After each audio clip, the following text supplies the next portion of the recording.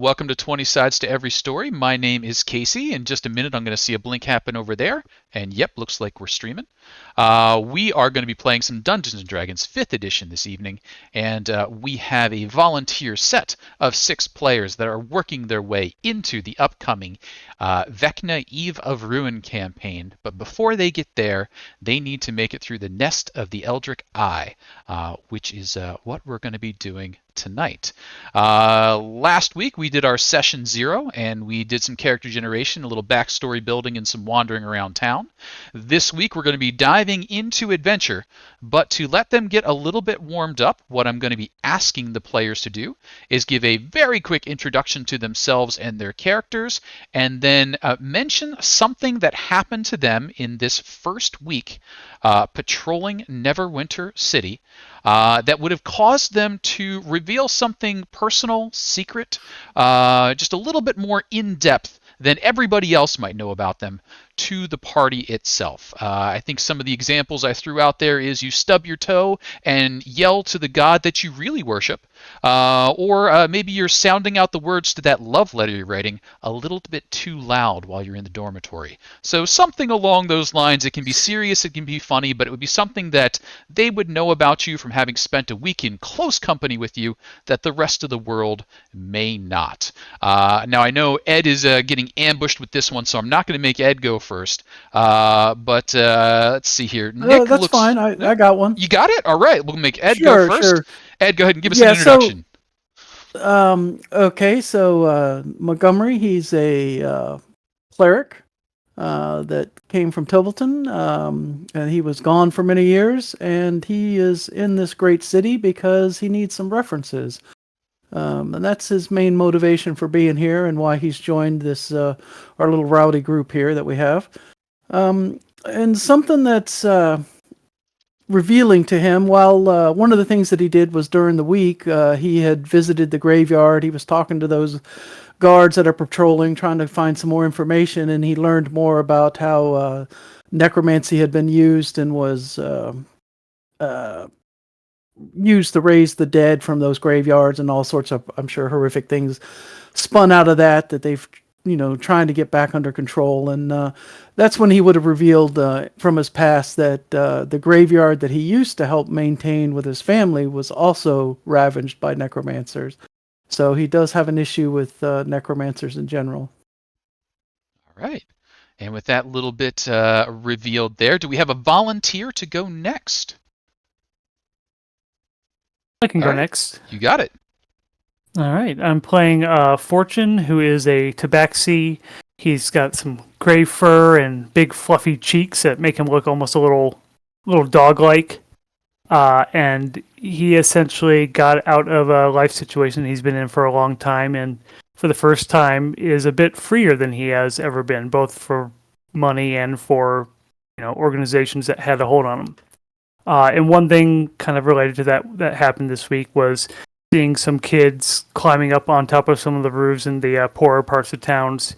He started kind of musing to the group about the time he had tried to jump houses. The first time he was trying to show off how agile he was and jumping between houses and missed it.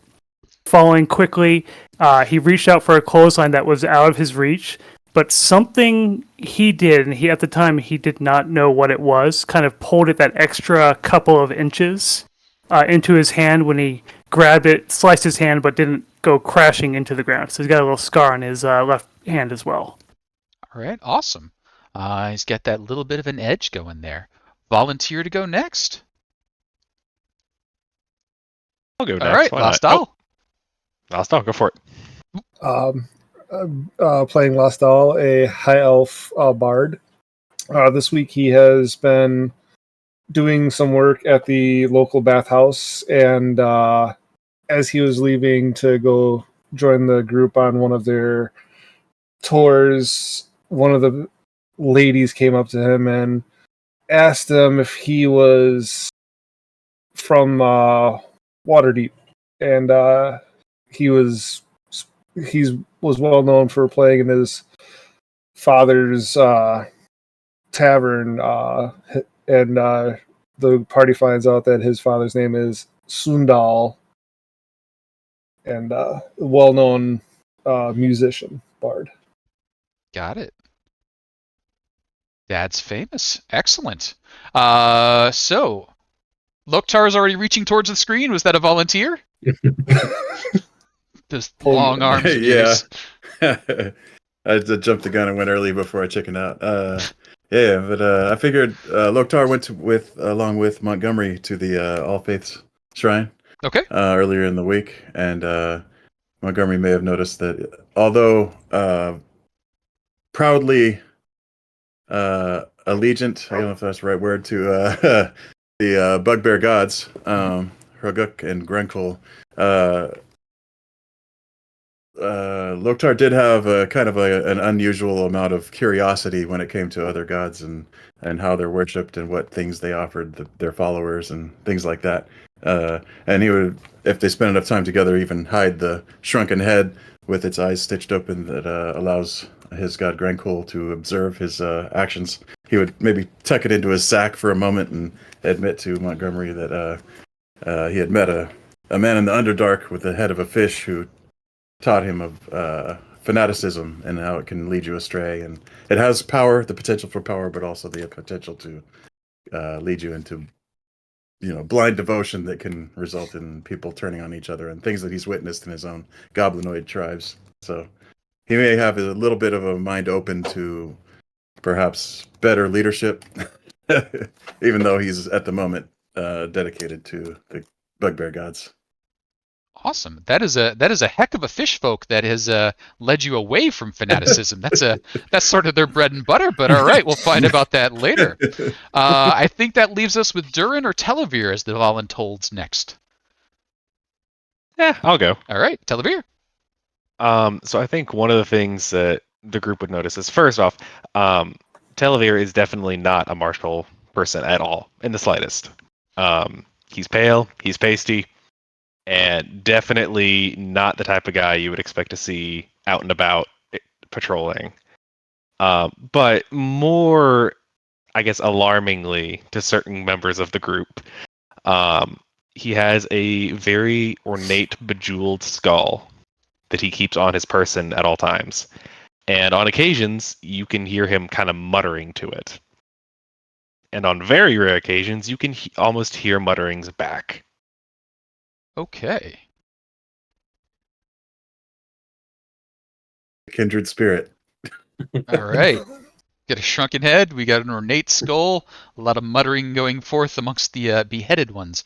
Durin, with all that nonsense going on, what was your weekly event? So, as I mentioned last time, I'm Durin. I'm wearing, a furbolg. So I stand out in the crowd, but I'm a man of very few words.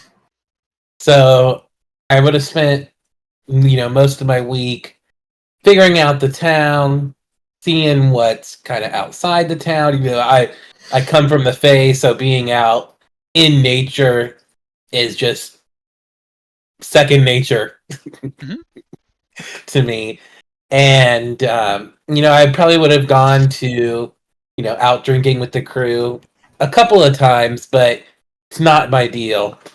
And I feel like maybe the stoicism would have probably intrigued the group to try to get to know the more charismatic members of the group, to try to get some information out of me.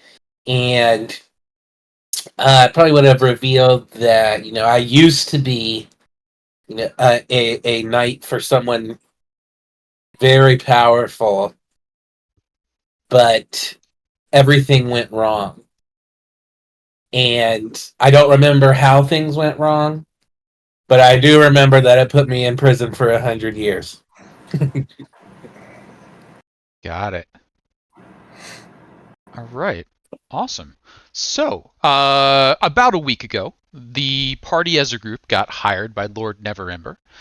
They were paid to patrol, and due to the heroic volunteering by the party, they offered to patrol the area of the chasm. Now, the chasm does not look like it does on the map here. This is an older map. In fact, Lord Neverember does not allow maps to be made of his city, so this is a bit of a hot commodity. The chasm has since been filled in, and there is some construction starting over the top, mostly a tent city. The area where the chasm destroyed used to be known as the Beggar's Alley, basically, where the lowest of the low class. The touring that Durin did through the city of Neverwinter, kind of outside of your patrol area, has led to a little bit of an understanding of the lay of the land. So down where the chasm is basically the lowest point here, the river that passes through it is kind of a channel at that point. The city then rises up to on a promontory, and the Castle Never, haunted and derelict castle, up here in the point there, is actually on a very high rise, as is the Halls of Justice across these bridges. These bridges are several hundred feet above the river, but it's not so much that the river has fallen down as the town has risen above it. That gives them maybe a little insight into why everything's all zigzaggy and wavy, because you need that to get yourself up those heights. So there's lots of steps and stairways and different levels within the city. That's been exaggerated since the destruction caused by the ruination 50 years ago when Mount Hotnow, off in the distance, the volcano exploded. That set everything a bit akilt. So there's a lot of jagged breaks and that sort of thing where recent stonework has been repaired in. So you had that kind of understanding going out. During the week, Kavori, the person who's been acting as your liaison and your handler there, and her brother Delvin, have been joining you out for drinks. Kavori seems to be trying to ply you with cheap beer and ale to keep you happy as you are patrolling the nastiest areas of the city for maybe the least pay. You're also handling a lot of the night shifts. That's giving you an opportunity during the day to get some exploring done, get some additional information, but you've really been focused on your patrols. Unfortunately, they've just turned up a little bit of petty crime. They haven't seen any of the kidnappings that you're on the lookout for, so no leads have turned up during that night. On some of those events, you've managed to get Kavori to sing. Delvin's joined in once or twice as well. And Kavori's favorite strong is kind of a jaunty little tune where Windstrom wends past river bends, his track will see us through. Cross hill and dale, through shine and gale, he leads me back to you. And then everybody kind of inserts a little tidbit or song of their own. If they succeed, they get a call back and take a drink, or not. There's a lot of confusion as to whether it's good or bad to be forced to take a drink, depending on how you want to be that evening. But it's kind of a rowdy little song. You might know, those of you with a religious bent, that Windstrom is the patron god of rangers. Gawain Windstrom, a servant of Maliki. So it is sort of a happily rude little song calling to the god to lead them basically back to drinks. You've also done some exploring, stopped by some of the shrines, got out to get yourself some threads and stopped by the local alchemist, the Stitch in Time. You've taken a look into the bathhouse and visited there. So you've made a couple of contacts throughout the city that feel free to lean on. That's some of the stuff we took care in the questing there. Is there anything else that we would like to say has happened during that week, knowing what we're about to get into, because we did our flash forward at the end of last session? Does anyone else want to call out any preparations, not knowing what's about to happen, but to have set some background for your characters there? All right, looks good. So let's go ahead and jump to the present moment, and the present moment is something like this. An anguished scream has erupted from a nearby alley, the sound coming from a slender human woman clad in light leather of a scout or an investigator. Clutched in her arms, the dead body of a human man clad in tattered gray robes. You recognize them. Kavori, the woman, calling out. Devlin, the man lying broken and dead. Kavori's got her hand clasped over Devlin's mouth, and you can see dark blood and then that shimmering red of a healing potion as she's trying to keep it in his mouth, and she's shaking him, screaming, "Swallow it, come on, don't!"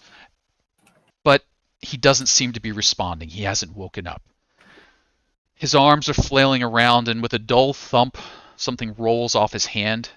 You've come around the corner, you're on patrol, so you're looking for things like this to happen, but you're not expecting it probably to be these two.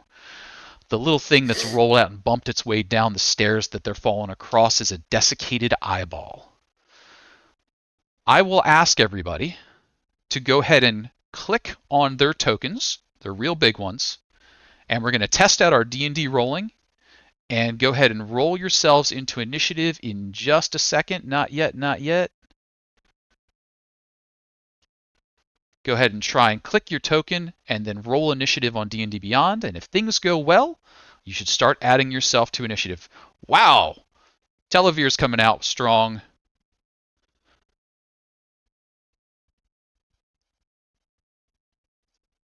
And there goes all of my luck for the next 7 sessions in that one initiative roll. That's okay. That could be a very important initiative roll. So let's go ahead and bring things around so we can see.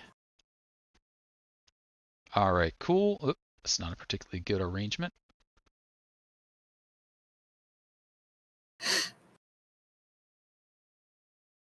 All right, now the reasons we want that initiative roll is something bad has happened. Someone is dying in front of you. They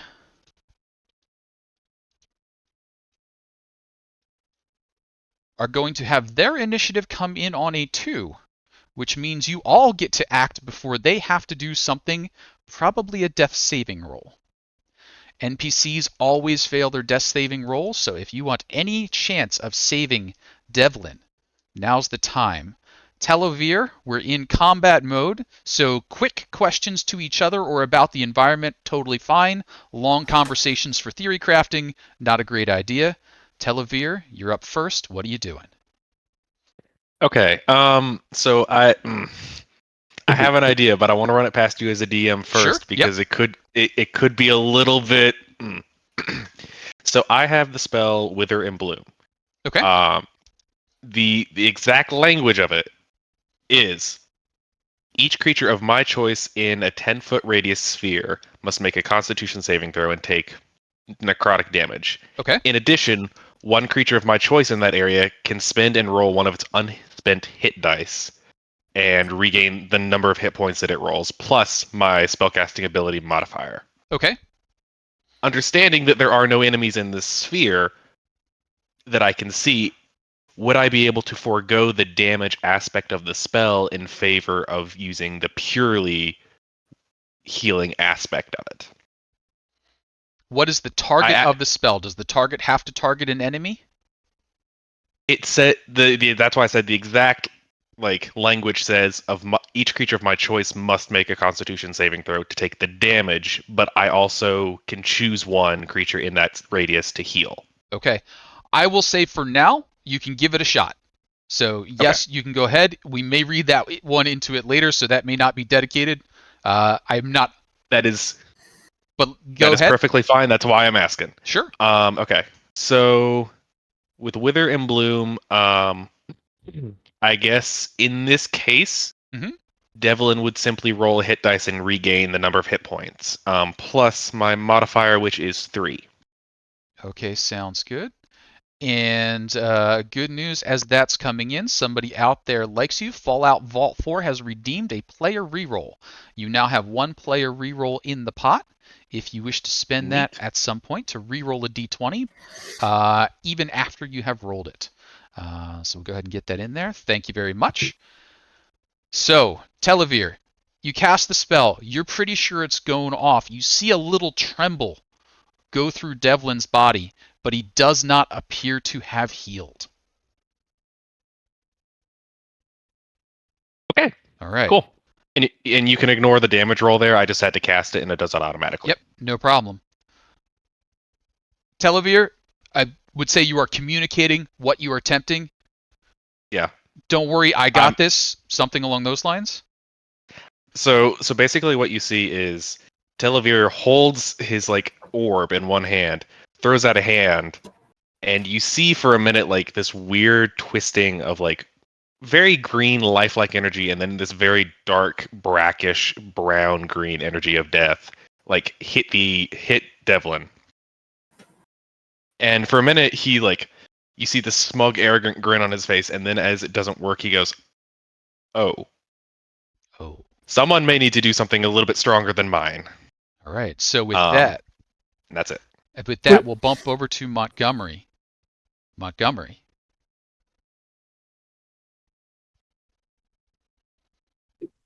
Oh, You're you're muted. Discord muted, I think. There you go. There we go. Sorry. No worries. So some sort of healing just obviously took place, but it didn't work. Correct. Is that what I just observed? A healing magic was Um, attempted and did not land. You can also see a healing potion has been tried to force down his throat. It is not helping him. Oh, that's not good news. Because I was thinking about trying to spare the dying, but now I'm not sure exactly what's going on now. Well, I guess I'll go up to him. I'm assuming I can make it there. I don't know exactly where Sure. we're at. Yeah, but you close the distance, no problem. You draw up next to him. Kavori's looking up at you. She's like, it's not working. how long has he been like this? And quick, we were meeting here. He was coming up the stairs, and then all of a sudden he clutched at his throat. Blood came out, fell down, and I gave him a potion, but it's not. And she's still like trying to get him to take the potion while trying to explain, and that's about all you get out of her in that little bit of time you have. I gotcha. I guess I will try spare the dying. So that hopefully should stabilize him. Okay. I don't know what else to try and do, so we'll do that.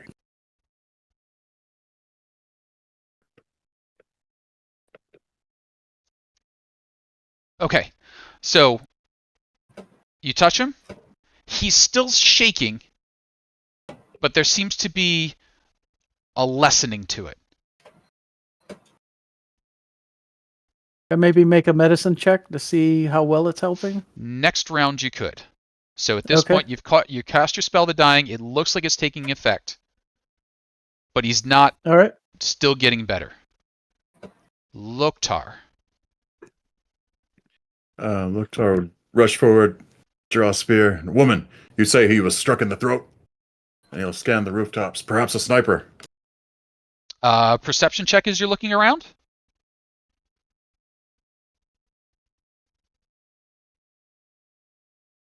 15. 15. So you do see a number of people in the area. So there's been screaming happening. You're seeing some like windows shades being pulled back, a little bit of light, and then they drop closed. People are sort of moving away. Nobody is obviously running away from the situation. You don't see like an assassin hightailing it with a crossbow, but there's people around. Mhm. Yeah, I don't know. I just keep scanning around, Sure. see if anybody seems suspicious. Yep, And you're if keeping so, an eye put out. You've spear got on a good view of the area, and you've got good bugbear eyes, even though it's pretty dim out at the moment. But you've got a set there. Durin. Yeah, I'm gonna use 10 points from my lay on hands to try to heal him 10 points of HP. Okay, so you go to lay on hands. You pour 10 points of hit points, 10 points of healing into him, but there's no effect. You can see the pallor is still there. He's still choking and wheezing. He doesn't seem like he's dying right now, but he's definitely not getting better. Okay. Yeah, that's all I got. All right. Fortune. I was going to say something for Televir's thing too. I like to imagine that a couple rats in the area just suddenly drop dead when you cast your spell. Yeah, absolutely. And then I think he's going to run over there, and he'd like to just kind of look around the, just give his body a glance to see if he can see any signs of where something may have actually hit him. If there is some obvious wound hidden somewhere on his body, kind of do an investigation or medicine on him. Sure. Investigation would investigate his body. Medicine would investigate the symptoms. Which way are you thinking? Investigate the body. Investigate the body. Go ahead and give me an investigation. Okay. 16. You give a quick, I'm sorry to do this. You lift him up, you check his back, you check his front, you check the arms, you look at his neck, you're looking for any signs of injury. You don't see anything. There's nothing wrong with his body. No wounds, no things. He's got blood coming out, and it's, all over him at this point. But it seems to be that he's hemorrhaging internally, and it's coming out that way. You do also find in his robes a small scrap of parchment that has words written on it. You take a quick glance at it. The words are "Hail the Undying."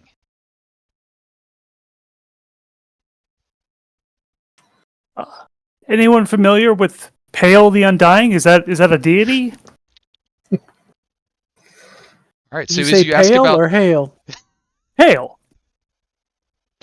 As you ask about Pale the Undying, let's tick over to our next option set there. Lastal, anything for you? Did you say the eye came rolling out of his hand? Yes, the eye is laying on the ground there at the bottom of the stairs right now. I want to pick up the eye and look at it. Sure. See, is this like a freshly plucked eye, or? So you pick it up and look at it. It is desiccated, weathered, and sort of dried out, but it's got kind of the stringy bits to it. So it is newer. It hasn't decayed, but it's been dried in some fashion. It is now withered.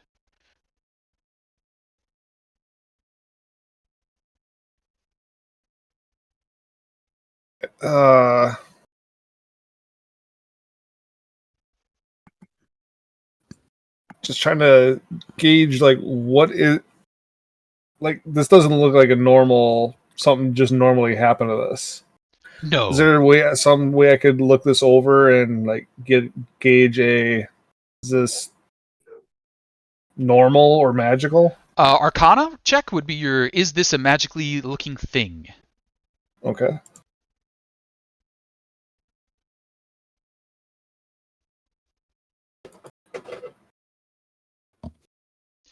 Yeah, this has been prepared magically. This is, isn't something that was just scooped out with a melon baller. Somebody put some time and energy into this. What it's used for, though, you'll need a little more time and experience with. That brings us to the bottom of the turn order. Initiative 2 goes by. Good news, stable. So, Devlin is not actively dying. Top of the turn order again, Telovir. Seeing how Lostal picked up this eyeball Mhm. and being inordinately curious, I'm going to very quickly walk over and say, "Give it." Lostal, do you give it? I will show it, but I'm not going to exactly give it because I'm still looking it over myself. Okay. I would like to snatch it out of your hands, and then first off, will you allow me to do so? No need to be too grabby. Don't want to damage it. Instead of responding, I'm going to take a second and I'm going to pull out a small pearl and Okay. an owl feather in one hand. I'm going to hold it with the eyeball and I'm going to cast an incantation and I'm going to cast Identify on it. Okay. I believe Identify, even when using a spell slot, is still like a 10-minute spell? It can be, given it's a ritual. I believe it's an alternate, so you can cast it as a ritual that won't cost a spell slot, or you can cast it on the fly like this at will. I think even, hang on here.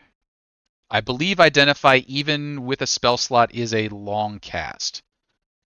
Casting time for Identify is 1 minute. 1 minute. Okay, 1 minute. As per D&D Beyond. I'm Yep. happy to show you if No, you'd like. 1 minute is fine. 1 minute is more than one round. That was the part I was trying to remember. So it's 10 rounds That's long. fine. You grab it, you start casting. In a minute, you'll know things about it.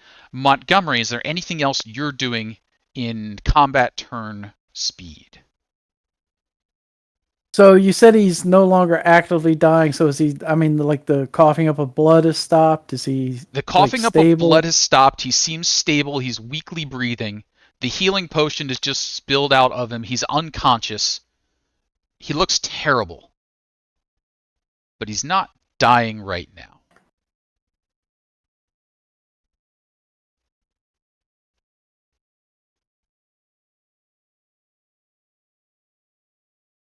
Um, I'll relay to you too that when I checked over his body, there's nothing on the outside that looks like it caused it. Like it looks like it's something completely internal. yeah, and it doesn't look like, for instance, there's not like another potion that he drank, maybe, or something else half-eaten on the ground. Give me a medicine or an investigation on that one. I'll do medicine. Let's just to see if there's some other. That's a good medicine. You do recognize some portion of what's happening. He seems to be suffering from a poison, perhaps pale tincture. Pale tincture is a fairly pricey poison as far as things go, but it does prevent the person who imbibes it from healing. Okay. He would still be in Well- danger of taking more internal damage later until the poison is cured. Yeah, and I don't think I have a way of curing poison right now. Poison, the coward's weapon. Yeah, so true, so true. Only a coward if you get caught. Well, we're gonna catch the person. I hope we'll catch that coward. Loktar, as it bounces over to you, Montgomery's diagnosed the poison. Loktar, anything from you? Given that there's no external injury, I guess he would give up his notion about the sniper on the roof and would rather head down the stairs from whence he came and search for any tracks of Okay. anyone he may have. First, I guess try to isolate his tracks and see where he came from, and then go from there. Sure. Give me a survival as you start to sniff out the tracks. All right. And even though everybody in the world says to get rid of this feature for favorite foe, I kept favorite enemy. So I guess I get advantage on this, right? Okay. There we go. 13. As you are sniffing around, you can see where he came from. He looks like he had started staggering before he got to the stairs, so you can see off in that direction down that alley, but you'd have to leave and kind of start following to see where it goes. But you've got a pretty good idea. Down there, hang a left, and that's where he came from. You don't see anything All right, particular down that alley, but he'd be down there. You All heading right. off in that Yeah, direction? He wouldn't wait for backup. He's hunting a coward now, as far as he's concerned, and he'll head on with Okay. the spear ready. So Loktar starts heading off. He's moving along. Wait! Yeah, someone should go with him. A wait is called out. Loktar is 30 feet down the way already. Durin, what are you doing? No, wait, no. The coward will not wait. I would like to cast detect magic specifically, so I can find out as much as we can about this eye, Okay. and if there's anything else around us that is magic. Sure. Detect magic triggers immediately, so you can immediately see. Yes, the eye is magical. So what what Televir is working on is definitely going to have some results shortly. You can see that the splash across Delvin's chest where the potion had spilled out has the magic of the healing potion, but otherwise that looks to be the only magic in the area aside from what your party is working on right now. Okay. Okay, but that's going to keep up for about 10 minutes. Fortune. Fortune will kind of call out, I can't really help here, and then he's going to bonus action dash and follow after Loktar. Okay. I guess bonus action dash and action dash. So the full 90 feet of movement to catch up to Loktar. You're basically just lapping Loktar as he's moving along at this point. You got it? Come on, let's go. You got it. Last doll, anything for you? He's gonna lean down and whisper into his ear, "No giving up yet. I don't know what you found or where you came from, but we need to talk later." And I'm gonna start singing the song we've been singing. I'm gonna give him a bardic just as something he can hold on to and use for himself as a string to keep around. Okay. Sounds good. We're going to drop out of turn order at that point. A minute's going to pass. During that minute, Televir, you're going to get the information about the eye itself. The eye acts as a compass or a map tool of some sort. When a particular phrase is spoken, Hail the Undying, the eye will swing to face the entrance of something. So it is a locating tool. You kind of hold it by the strand, say Hail the Undying, and then it will turn to look in the direction of something. Okay.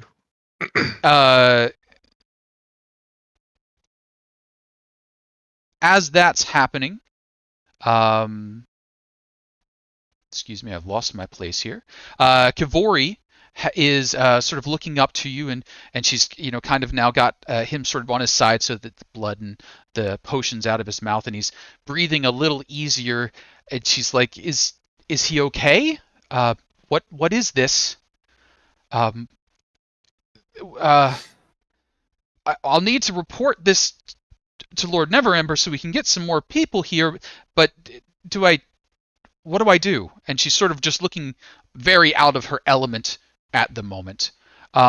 Montgomery, you would know from the pale tincture diagnosis that you've done that this does damage internally on a frequency usually once a day or so. So it builds up in your system, does you terrible harm that you can't recover from, and then will build up in your system again and then do that again until you die.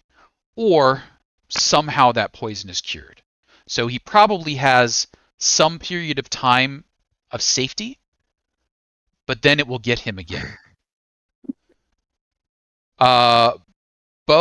Loktar, I'll get him right eventually. Loktar and Fortune, you're now off down the alleyways. You've probably got 300 to 400 feet away from the party at this point, winding your way down. You can see where at one point he had to lean against a wall, where he shoved some stuff out of the way. You're kind of heading down through the city to the lower areas, down near the docks on the western side.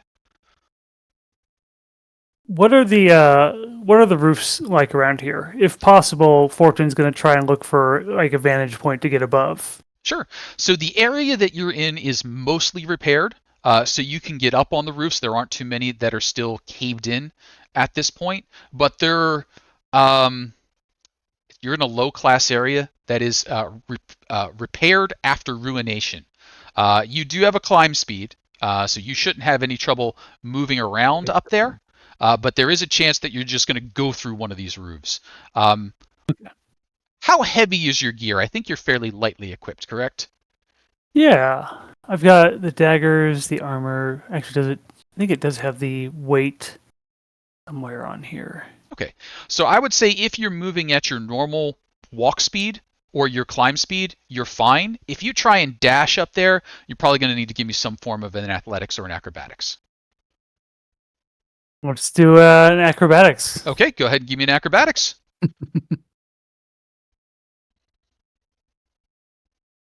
Oh, you're fine. Yeah, you can see these trips coming a mile away. He's been doing this for most of his life. You got it. You make your Aladdin moves up there, pole vault across, no trouble at all. As you're making your way through, Loktar, you're still tracking on the ground? Yeah, you say he kind of stumbled against a wall at some point? Does so it appear that he's maybe was suffering effects of the poison as he was moving, or? Yes, it looks like basically it was hitting him. He was trying to get through, didn't quite make it, and collapsed on the steps when it finally overtook him. But you're kind of tracking that through. Go ahead and give me another survival check. All right. Can I give him advantage just being above and kind of giving him any absolutely. insight I can? Yep. You can definitely do an assist on there, so that'll be a survival check with advantage. 21, you're 21. Still on the trail. So at this point, you're starting to realize that he's looped a few times. He looks like he was trying to avoid pursuers. So now you're getting into the point where he's gone this way and then he's doubled back, and that weird thing that you noticed over there must have been him coming. So you are now trying to track someone who is trying to avoid being followed, but you're coming at the path the other way. Okay, so you're going to start going in a couple of circles, looping your way around, hopping over hedges, splashing through, muck as it runs through the rainwater, that kind of stuff.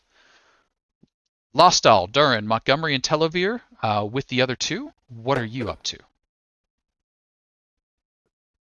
So I'm going to turn towards Kavori and say, all right, take a deep breath. He's been poisoned, but we have time. We need to get some more skilled help to look more into this poison and to give the antidote. I'm not good with poisons, but that's what we need to do. But he's fine at the moment, so I don't want you to panic. But we do need to go and try and get some help for him. Okay.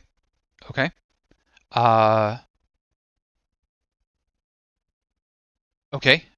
So we should take him to the temple. We could take him up to the Temple of Ogma, and I can do that. We can get a priest to take a look at him and cure the poison. Okay. And as she's talking, she's sort of like, getting him up on his shoulders. I would say I'd like to offer my help. Okay. To carry him. Yep. She's gone through so much to see this happen. Yeah, and she seems she's a bit out of it. She's like, okay. She's on the breaking point. I can tell. Let's get him to the temple. Once we get him to the temple, they can take care of him, and then I'll go report to Lord Neverember. And then, where did everybody else go? And she just seems to finally register that Loktar and Fortune are not there right now. We will deal with the other members. You worry about your brother and talking to Lord Neverember. Okay. All right. Focus on that task.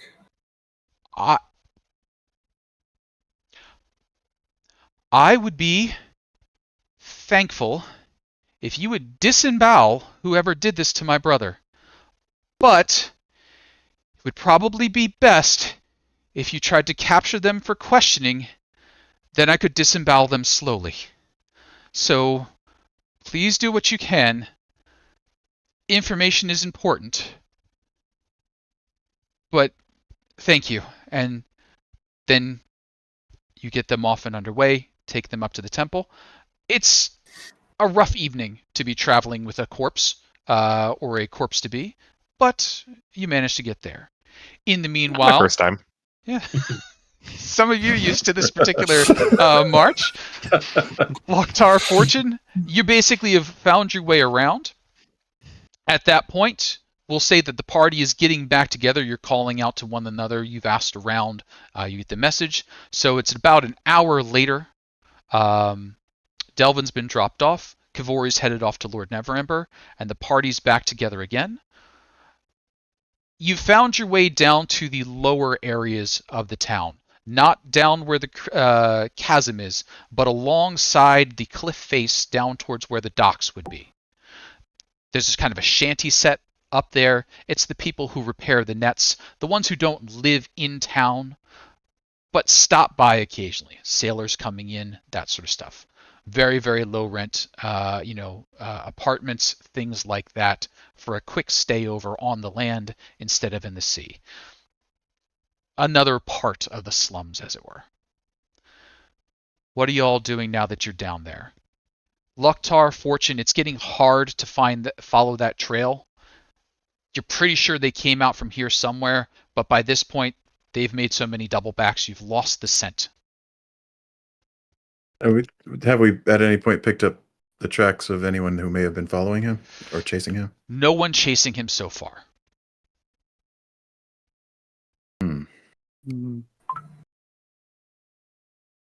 Cut. I believe we may be on the lookout for a coward with one eye.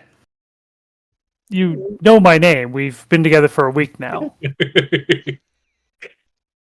I understand that's your way, but you can call me Fortune, just not Cat, please. Understood. My apologies. Thank you, Loktar. We could... Well, We could see if anyone comes chasing after him, but it feels like it's probably been too long for anyone to do that. Like, if they're going to chase him, they would have probably chased him an hour ago. Do we It seemed that regroup? the trail has gone cold. We have But failed. we have an area. No, we have not failed. We've at least isolated in a major city to a location. Very well. Let us see if the victim has survived or if this is now a murder investigation. Let's. And I think we'll kind of just return to the group. I was gonna say, I think at that point, the group's probably wandering up to where you two are. Correct? Yep, I would say that you've caught up. You've dropped off Delvin with the clergy. Fortunately or unfortunately, clerical services cost money. So Kavori is now running off to get the money, talking to Lord Neverember, trying to make that all happen.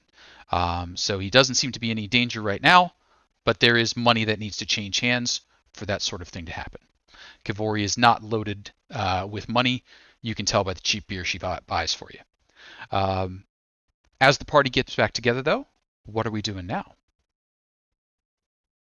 I suggest we question these fishermen and see if they have noticed anyone with one eye. Maybe before that. Or carrying poison. Maybe before Gentlemen. that. The eye Perhaps, may help us. perhaps we may take a moment to actually talk before we start trying to scare the locals again. I think we do enough of that simply by walking around with this large, and I gesture kind of roughly to Loktar, individual. Thank you. You're welcome. Did anyone else happen to search the body while we were unduly panicking? I Body? investigated it, but No one's Delvin. dead. It's not a body. It's still He's a a person. body. You're a body. The only thing keeping you out of the ground is literally the fact that you're alive. You still have a body. Regardless of that fact, did anyone else happen to rifle through his pockets? I found a note that said, "Hail the Undying." And I'm going to look at him for a second and go, maybe you're not a complete hairball. May I see the note? Yes, I have it with me. He And I prefers hand him the fortune. note. Yes, my name is Fortune. Thank you, Loktar. I'm surrounded by fools. And I'm going to hold the eye, having performed the identification spell, and I'm going to say, perhaps this is part of why he was trying to find his sister. And I'm going to say, hail the Undying. Okay. Or all hail the Undying. Yep.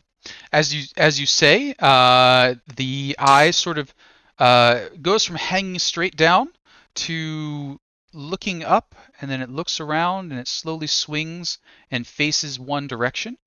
And if you move, it kind of slowly pivots to keep pointing you in that same direction. It's heading further into this slum area that you're in now. What our cold friend is trying to say is he had the two ways of finding whoever poisoned him on his person. The eye, which I picked up, and the note, which Fortune found. Very good. Could I make an Arcana check on the words "All Hail the Undying" or a religion check, Sure. just to see if I recognize it as the group's resident wizard? Yeah, absolutely. Religion could certainly point you in that direction.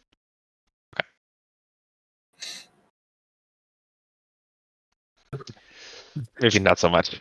Not Too today. many. Not today. Today you're not religious. There are too I'm many really that could not. qualify for that. Most of the gods do claim to be immortal or undying.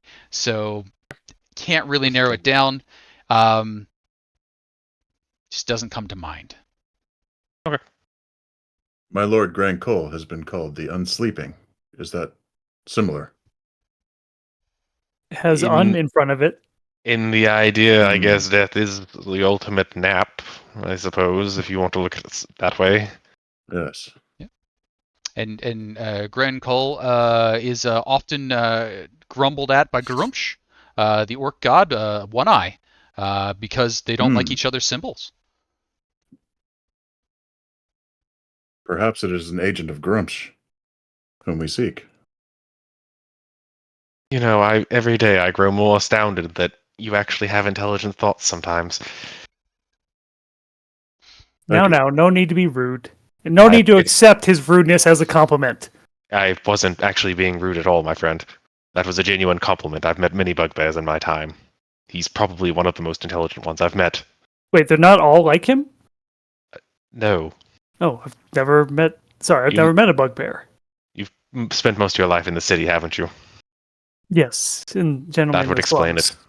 it. Yeah, that would most certainly explain it. And as you're having Please that little forgive my ignorance. And as you're having that little tit for tat there, you kind of come around a corner, and the withered eyeball is now directly aiming its empty gaze down an alley strewn with rubble. As a successful city will have, rats are scurrying between chunks of old stone and dusty crates.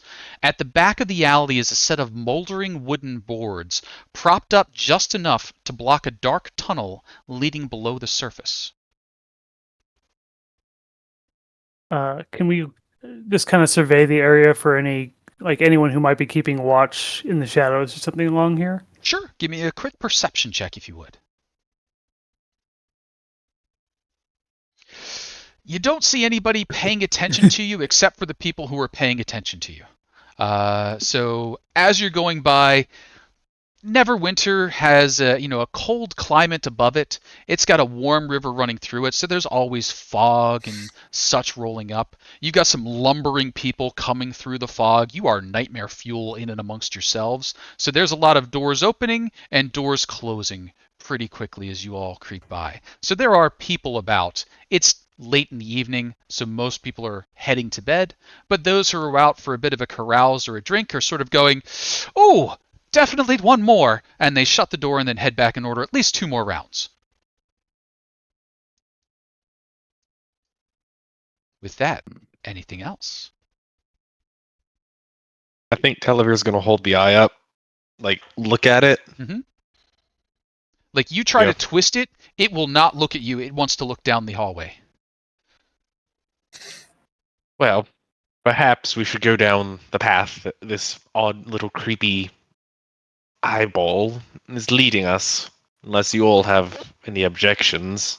Maybe a little more stealth may be necessary. They may be more on guard since someone got away. But perhaps they haven't heard of the person getting away yet. And also, to be quite honest with you, I am better suited for the finer arts of not creeping around. The last time I tried it, I ended up not, and that's the easiest way to put it. Fair enough. Maybe somebody going in invisibly and getting a little scouting in Oh, may me. help our situation. What about the rat infestation? Even better, we're sending in a cat. We can eat later. No, Was leave he- the rats. Leave the rats be. They're part of the local ecosystem. I've seen enough of them die good town has tonight. rats. I wouldn't go that far, but whatever. And you can see Was the he ecosystem wearing happening. robes? He I was guess wearing green. robes. Like, not his normal clothing robes. Correct. He was not wearing his normal clothing robes. He looks like he was in disguise. As you think back upon it. It would be pretty difficult to source a similar looking robe quickly without, I guess, going inside. And What did it ideally, look like again? They were gray, tattered sort of robes. It looks like any gray robe could be made to look that way fairly quickly with a knife.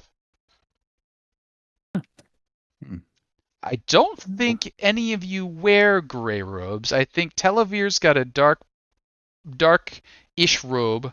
I think we've got a hood affair, purple armor, nothing, and fancy Black jacket. jacket. That is true. I did not think they have the tailor make gray robes. Give me a few minutes. Let me see what's ahead at least. And I cast invisible on myself and I start Okay. moving forward. Go ahead and deduct your invisibility. You make your way forward. The alleyway sort of ends at this set, and then you've got those boards propped up. The boards are covering what looks like an old entrance that is partially collapsed. So it was probably once kind of a nice archway. Now it's sort of a stone leaning this way and a pile of stones on top of it. It's probably 3-ish feet high to get through that little bit of rubble, and then you can see it opening up inside. Being Elven, you've got your dark vision going on, so you can see quite a ways down. Those stairs go down, at least 40 feet or so out, probably 20 feet or so down. Quite a ways below the surface of the streets. Quick glimpse to see if there's any traps or wires on there as I try to sleekly push myself through the hole and into the stairwell. Go ahead and give me a perception. Perception check. We'll try for that one.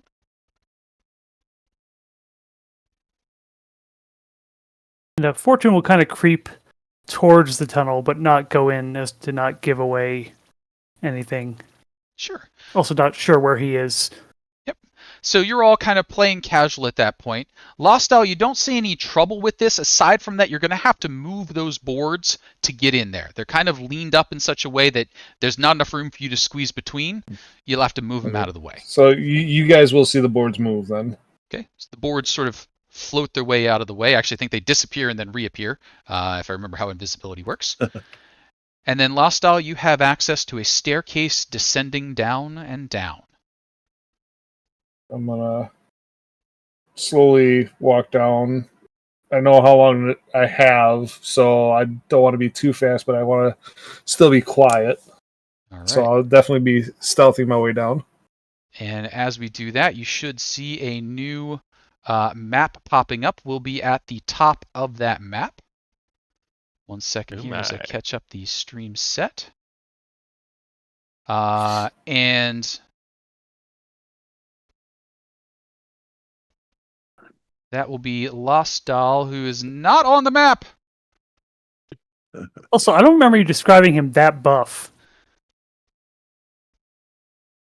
I mean, sometimes you have a glow up.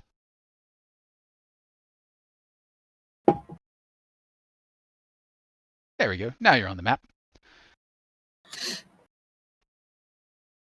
And where you find yourself is coming down to a bottom of a set of stairs. You can see that you have entered into the catacombs below Neverwinter. The walls are reinforced with beams. The ceiling is about 10 foot high. The floorway is about 5 foot wide. At some point, this had been nicely finished. Some work had been done to finish the stone, but the ruination of the city 50 years ago, plus time, have really done a number on things. A lot of the walls have crumbled away, masonry's fallen down, things are leaning at odd angles. It's going to bend away to the left ahead of you, and then continue on. If you take that turn, you're probably going to be getting close to out of an easy access back to the roof up, because that'll be a 60-foot run up a 40-foot flight of stairs. Okay. Are you continuing in? I will. I'm gonna keep track of time. So about 10 minutes in, I'm gonna turn back around and head back for the group. Sure. You ease your way along, heading down that hallway. It continues on for a good 30 feet or so before it opens up bending again to the right. There's a torch in the sconce on a wall nearby. Rusty old sconce, looks like it's been there for hundreds of years. The torch can't have been there for more than an hour, though. Beyond the Okay. torch, it's a bit hard to see, but the room opens up, and you can hear the sound of water lapping against stone.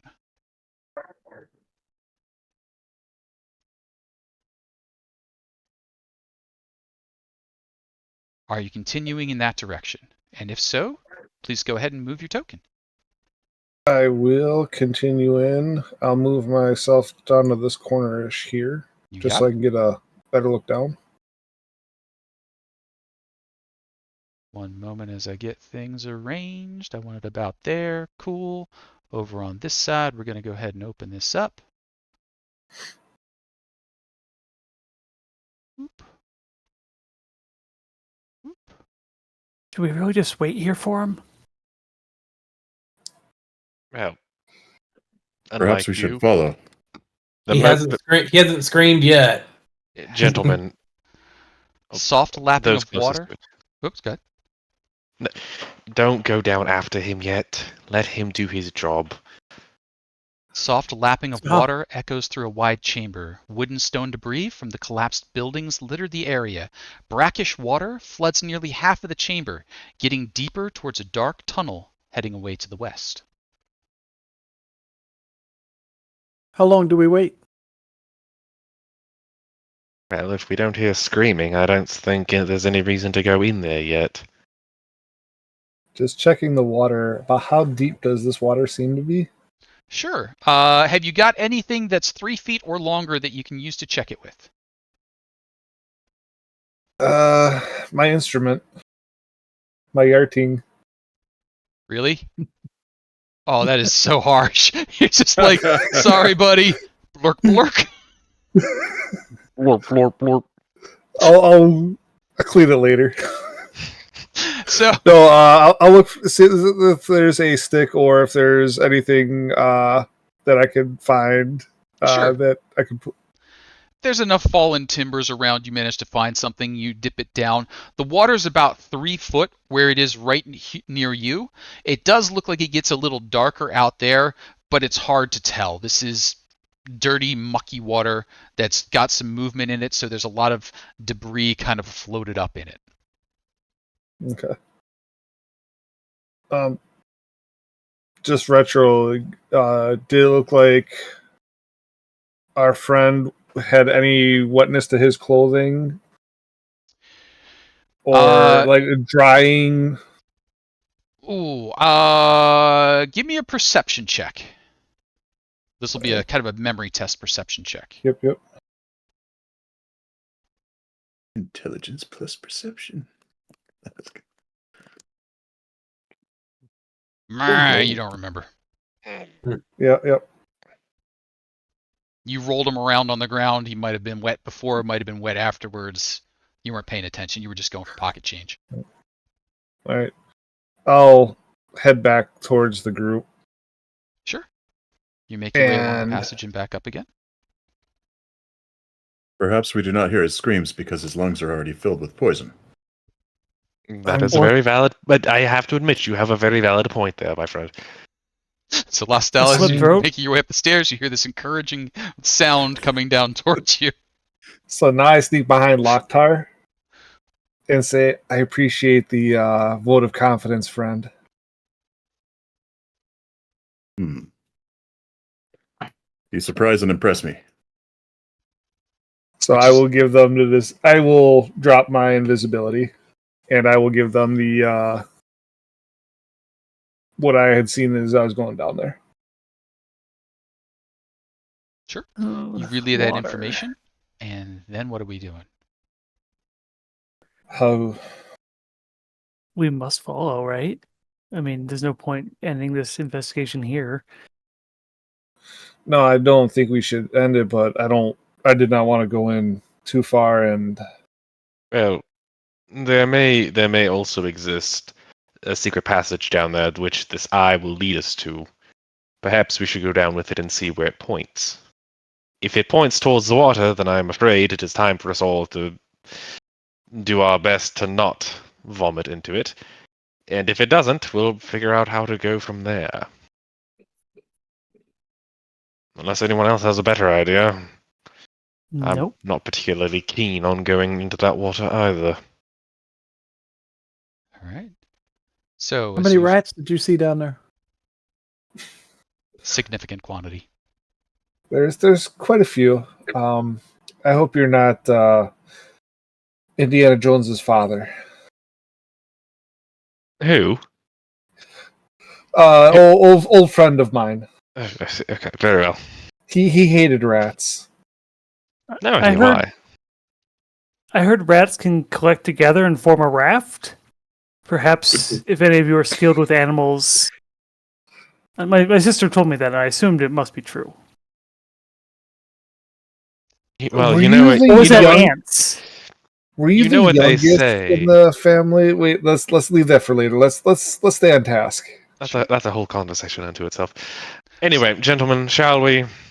So some good news and some bad news from Televir. Televir, as you get down the stairs and you test the eye again, hail the undying, and wait to see where it points back up the way you came. A quick bit of testing, it's indicating basically the entrance area, a little spot on the ground just inside the entrance. So to one side it points there, to the other it points there. It looks like it will be no help for navigation beyond this point. There are Well, plenty that's of rats. disappointing. There are plenty of rats for you to investigate. And as a quick answer out there for Fallout out in the chat, the characters currently are level 3. The introductory adventure we're doing here is at level 3. Then they're going to be getting a glow up next session to level 10. So we're learning about the foibles of our characters now before they get their glow up in a few minutes. And right now, one of those foibles is what to do with all this stagnant water.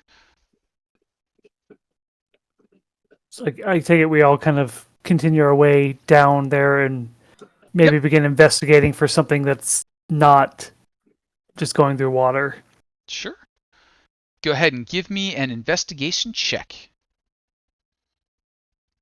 Yeah, I'm looking for anything that'll Whoa. pull a switch or something for a hidden doorway.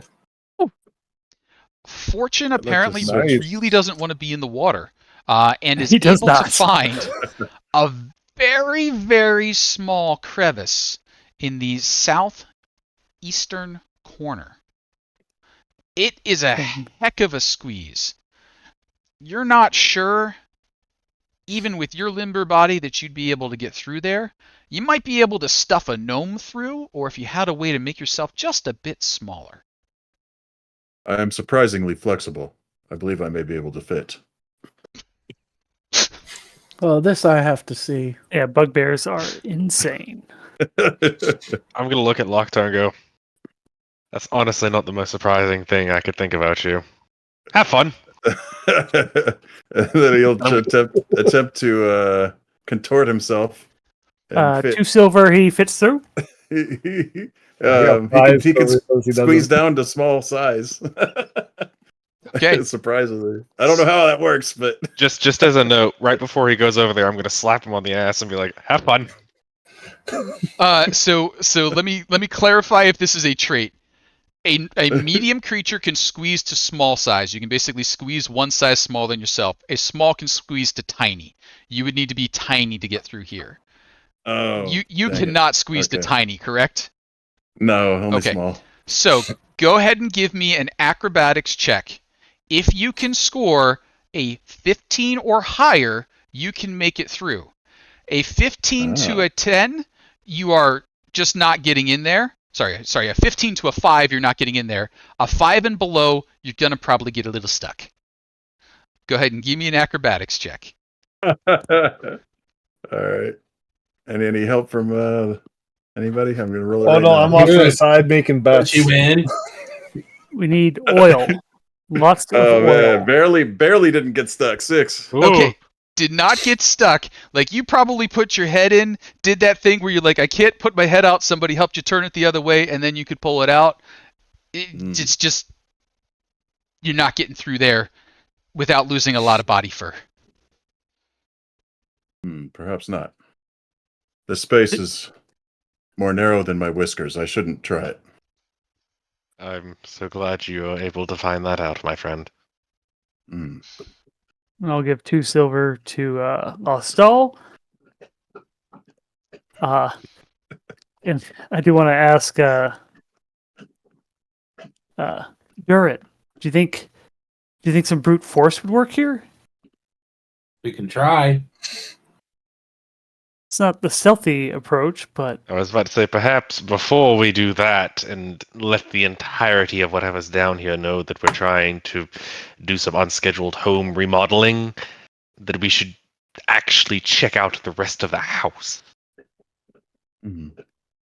what, you mean this hole is not the only possible option? I don't see what else there could be. Fortune.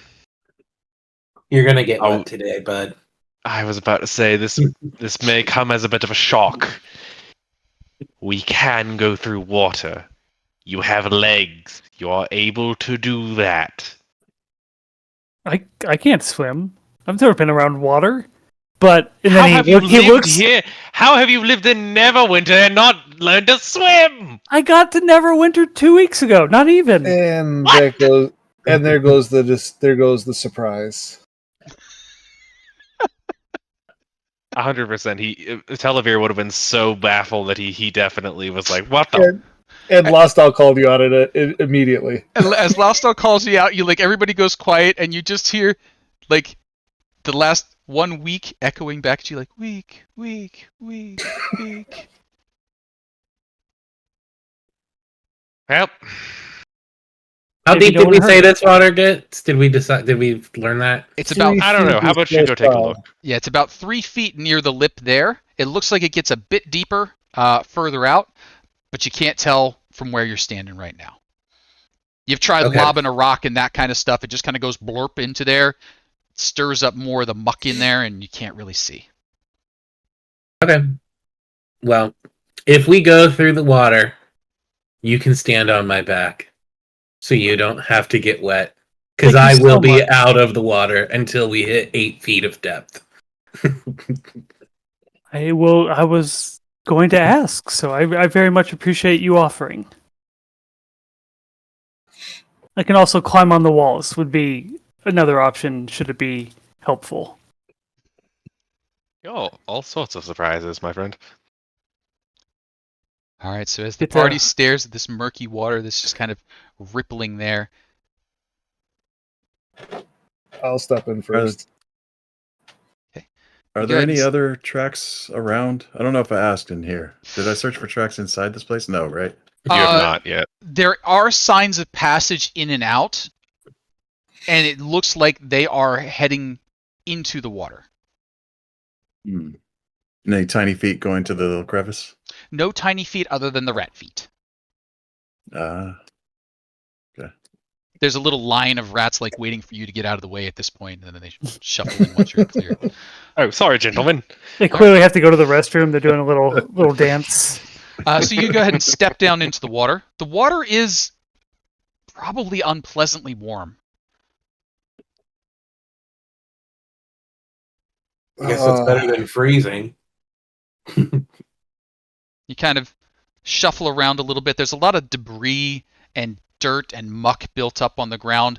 Basically, the rubble that had fallen down is now the floor there. There's mud in between it, so it's kind of an ankle breaker risk. You would be difficult terrain with the water and the uneven floor. I take my jacket off and I hang it back by the side there, and I will go into the water. You're bringing your instrument with you? Of course. Why wouldn't I? It's already soaked.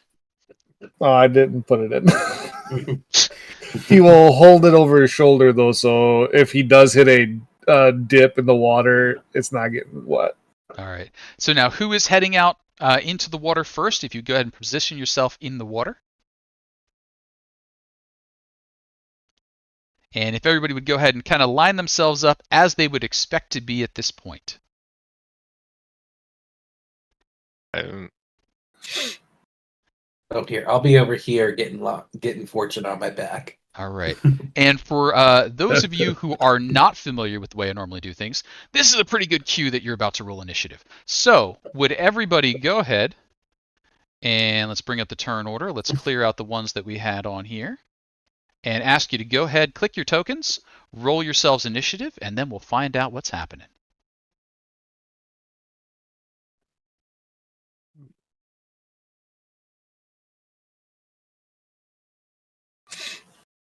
God, I love the alert trait.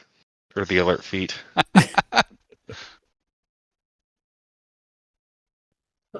And I believe the highest passive perception in the room was a 15, correct? Yeah. All Yep. right. That is unfortunately not going to help in this particular situation. I have a question. Okay. And I Are we gonna hate have to- being the player who keeps asking these questions. Oh, that's all right. Let's do them out of the way. With the alert feature, I cannot be surprised. That is Is this true. a surprise round? This will be a surprise round. Okay.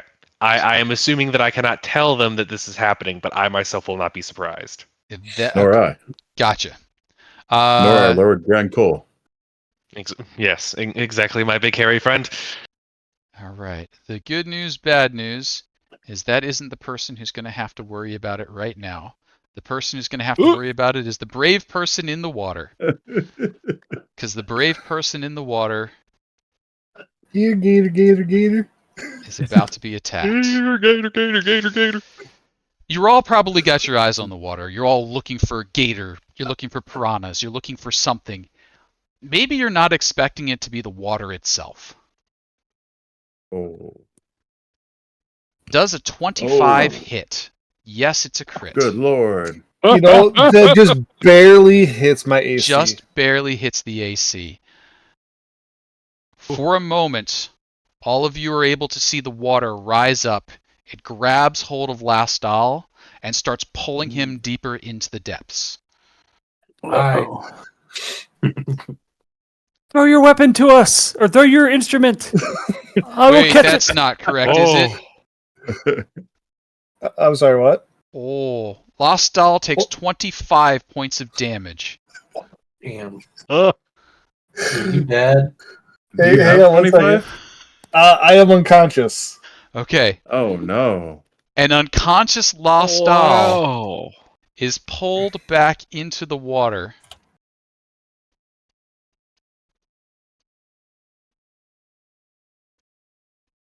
Well, We gotta get him. Someone jump in there. Like Fortune keeps kind of like almost jumping, but not ever actually jumping off. Is uh, Do we know is what he out happened? of view? he's, I mean, he what does is, it look like he has to been us? pulled out of view from everybody except Telovir at the moment. So he's been basically dragged through the water. He's putting up like a wake as he's being pulled down the tunnel. Telovir, you are the first to be able to react to this. We are in a normal round at this point because the water weird actually went at the end of the surprise round. Okay. Telovir, what are you doing? I'm going to look at the water. I'm going to look at the place, this little tunnel that my somewhat good acquaintance was just pulled into. Mhm. I'm going to look at my robes. I'm going to say, "Oh, bullock," and hop in and move right there. Okay, you step down. The water is about 3 feet, so up to the waist. Your robes are now wicking up, so it's starting to rise up on you and it gets you damp all the way up there. It's a terrible feeling. And what are you doing now that you're here? Okay, now that I am at that location, I am going to once again hold out my nice little orb, and I'm going to throw a hand out, and I'm going to cast Chromatic Orb. Okay. And I'm choosing cold damage for this specifically. Okay. So let me roll the strike. You got it. You can currently see the water weird because it's kind of flowing up and around. Where its body is in the water, it is indistinguishable from the water itself. So you're only really getting a sight of it where it's washed up over Lostal at the moment. Let's see that attack. That's fine. That is a 21. 21 is a solid hit. You are rolling cold damage. Yes, I am. I Good don't call know on if the it roll. cold damage. It takes full damage from it. Nice. Let's see. Let me roll damage for that. It's going to show up as acid, but No problem. maybe not. 14. 14 points of cold damage struck. Well done. Anything else? Is my let's see. How far was that? Was that about 15 feet? You hopped in. I would say you've used up 20 feet of your movement because of the difficult terrain. Okay, can I move like 2 more squares then, would you say? Or one more square, I would think, or one on a Got it. diagonal. All right, I'm going to move 1 on the diagonal right there. Yep, you got it. And just try and chase him down. Loktar. All right. I guess jump right over here. I don't know. I always forget how jumping works. If it's easier just to walk, I just walk. But I pictured it jumping. There goes. So Sure. here and throw a spear at whatever might be dragging him along. Although I don't know if he fully understands what that is at this point. All right. You hop into the water. Big splash up. Let's see that spear throw. Yeah, 21 to hit. 21s are good hits. Hey. 6 points of piercing damage. Water Weird is resistant, so we'll only be taking half of that. You can see that the splash isn't as beautiful as you might have hoped it would be. Mhm. Anything else, Loktar? What has you? Speak. I believe he is unconscious. It's like bubble comes up out of Lost. Durin, what do we got? I have a question really quick. Sure. When Televere threw the chromatic orb, did like the water turn to ice or anything like that? Like, is the area that he's at now? There's definitely some frost and some slushy ice shards in it as the damage, basically the coalescing of its body, but it hasn't frozen in a solid fashion. Okay, yeah. Okay, I didn't think about it. Okay, cool. I am going to 1, 2, 3, 4. I'm gonna move here, Mhm. and then I'm gonna shoot him with my crossbow. And go. Does a 16 hit? 16 will hit at the moment. Ooh, Okay. nice. At the Alrighty. moment. Yeah, that was And interesting at the moment. I'm Ominous. going to. Well, I guess I do 3 points of freaking damage to him. It's 3 points it didn't have before. Durin, anything else? I don't think so. I think I'm gonna stay here for All right right. now. Lost Doll, I think you're setting a record for me as far as when I've had needed to ask for a death saving throw Nice. for a new adventure. Could I have a death saving throw from you, please?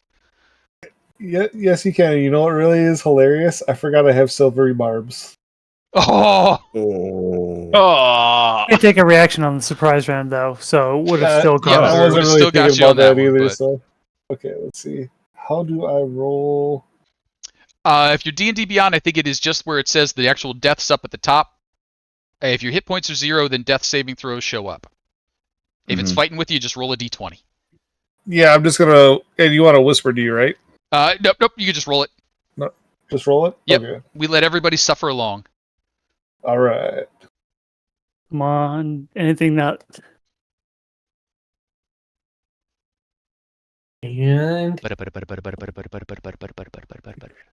Oh, oh, I didn't see it yet. What is it? Yeah, I don't see it either. it didn't come through, but he got a 14. Okay. yeah, it was Yeah, only on actually, D&D it's Beyond. showing- That was weird. All That's right. weird. 14's I one on the can- plus side. So Lost Doll is not dead yet.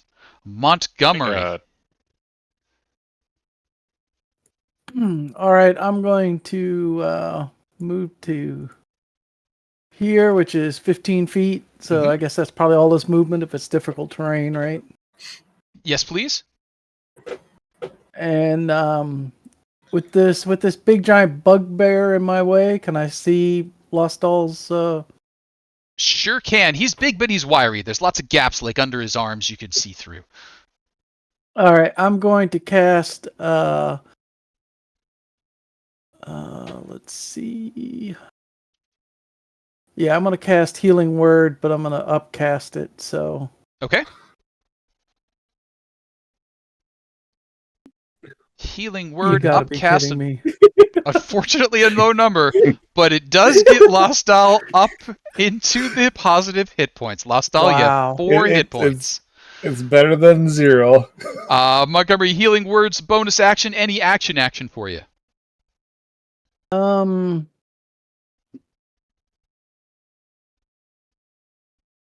Well, if that was a bonus, I guess I could cast a cantrip, right? Let's see. What do You I could cast have? cantrip. You know what? I guess I will. Let me check one. I guess I will hit. I'll try and hit it with a sacred flame. Sure can. Sacred Flame is a dexterity saving throw for the water weird. Yes. Dex Alrighty. 11. Dex 11. It comes up with a 13, so it will pass and take no damage at the moment. Yep. Dang. Montgomery, anything else for you? That's it. I'm out of All right. out of juice. So some good news, some bad news, and some bad news. The bad news first batch is our good friend Percy out there has bought a DM reroll because he's like, let's kill him now. no! Right So now. the DM's got a reroll. That's cool. The good news is Lostal is awake. The bad news is he's waking up from being unconscious and is grappled, so he is prone. So the water weird does have advantage on the attack on him again. Water weird attack on Lostal. He might just die here. A 15? Silvery barbs. Silvery barbs. That makes me re-roll it, correct? Yes. All right, and we only get to re-roll 1 and use the lower 1. So it's the one that'll be on the left of this roll. Oh. 21 and a 15. The 15's the lower, so I think that's a hit. Anybody Yes, got that's a anything hit. else? Can you give himself advantage for the Can death I- save? No, No death save. He's got positive hit points, so this is just doing him damage. yeah, But it does him 12 points of damage and puts him back into the unconscious state. Hey guys, I'm okay. Smack. Fortune, at the bottom of the turn order. What are you up to? There's a lot So of it water didn't there. move. Yeah. Fortune is going to kind of run up behind Durin, and he's going to reach for like one of the daggers he has, and then he said, "Oh, I hope I don't mess this up." And instead of grabbing one of the normal daggers, he will summon a kind of orange, pink, and blue, think like a retro-colored dagger into his hand. Mhm. And I'm going to go ahead and take the bonus action to steady aim to give myself advantage, and then chuck this dagger at him. Okay. Advantage, steady aim, chuck dagger. Let's see it. Now, how do I... If it's D&D Beyond, if there you it is. right-click on it or hold, I think Alt, it'll give you the advantage. Ah, advantage. Advantage I- is right shift. I hate to spoil Alright. this, but I don't think you can move and use steady aim. Your movement has to be 0. you're right. Oh, yes, Pretty I'm sure. sorry, you're right. Right. Well, either way, that was a 2 and a 3 on those rolls. And the alternative would be that I also summon the other one, a bonus action dagger, and throw it, and they both kind of... I'm going to say for this, they just dissipate before they even get there. Like, he's not able to actually do it correctly. Sounds good. A little bit of extra news. It seems like some experience had been built up in the audience as a wandering encounter and another player reroll have been redeemed. So chat Wandering is out for encounter, holy blood at crap. the moment. Maybe it's an ally. Could be A an wandering ally. ally. We'll find Hey, that one should out you in use just a that- second. Maybe you should use the reroll for your daggers. I don't know. You Yeah. could use a Uh-huh. reroll for the daggers. You've got 2 player rerolls Yeah. out there. All right, let's do it. Sure. Wait. Don't do that. Don't do that. We have someone who's down. Perhaps we should save the rerolls for in case he needs it. I will say these will do full damage and sneak attack damage if. Okay, never if mind. it Go for hits. it. Go for Okay. it. And we got. Actually, no, it two. won't now. No, it won't do sneak attack. No damage sneak attack now, damage you're on this one. because you're unconscious. Yeah, I don't think 8 points of damage is going to be enough, so I will not use it right All right. now. That'll bring us around then to the top of the turn order. Since we are at the top of the turn order, let's find out what kind of wandering encounter we have. What I will need is a volunteer from the party. The party volunteer will roll 1d100. High numbers are positive things, low numbers are negative things. Like 100, Maybe you get a little divine intervention. Like a 1, maybe it's a little demon showing up. Can I see a volunteer to roll 1d100? The first d100 that pops up is the one that gets credit. Who's going to roll I the think Lasdal d100? should roll it. I was about to say, I think Laftal should do it. I think he gets that honor. Since Sounds I'm good the with first me. honor for having to do that, yeah, let's do this. D100. 1d100. Can we use please. rerolls on the one? 98! Oh, there we go. There we go. Bingo. Rerolls can only be used on d20s, but he don't need it. Enter Vecna. He's got an. That would not be the right thing right now. But I think. No, what he's on does our happen- side. Vecna comes and he's on our side. I am not sure that is how that's going to work. But I think Like, what's fuck going to that water happen weird in particular. is we're going to bring 98. in. What the heck is going to happen? That's what you get, Chad. Is that That's what you Kavori? get. Coming down for trying to after you, screw us all over. Kavori shows This up. is our first combat, for crying out loud. So coming around the corner, Kavori has caught up to the party. She's reported into Lord Nembrember and is coming back to see how you're all doing. We got a 98 and all we get's a ranger. And all it's a ranger. A ranger with a reason to be here, though. Let's get Kavori on the turn order. All right, let's go ahead and sort this one out. And so, Televir, you're in the water, so you're basically just getting sight of Kavori as she comes around. She's maybe got her bow out at this point as she's coming down around. She sees you all. She eases up on a little bit. Televor, what are you doing? I hate doing it, but I'm gonna burn another spell slot, and I'm gonna cast Chromatic Orb at first level this time, Okay, to hit it. So we're gonna try this. let's see it. Straight roll. Nope. 10's not going to That do. There are player that'd be a rerolls out 10. there. Yeah, They don't buy you more if you don't use them. Sure, why not? Use it. All right, I'll player use reroll one. deployed. Let's see it. Oh, did they advantage from the silvery going in? Nate's not going to do it, and I don't think silvery barbs landed. I would have had to call someone out for the silvery barbs Yeah. for that advantage. Well, there goes one of my spell slots, boys. All right. Loktar. All right, I'm gonna try something I know isn't gonna work.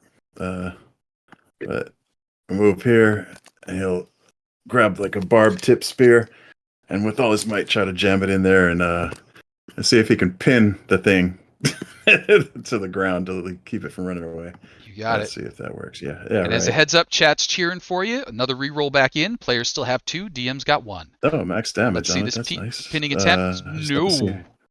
Wait a Oh, second. that was just the pinning damage. I was trying to. Oh wait, what find out is this my- thing you're doing? Snaring strike. Oh, snaring strike. I'm just trying to find my a weapon just to do the regular roll attack. There it is. Okay. Boom. I was doing the spell first.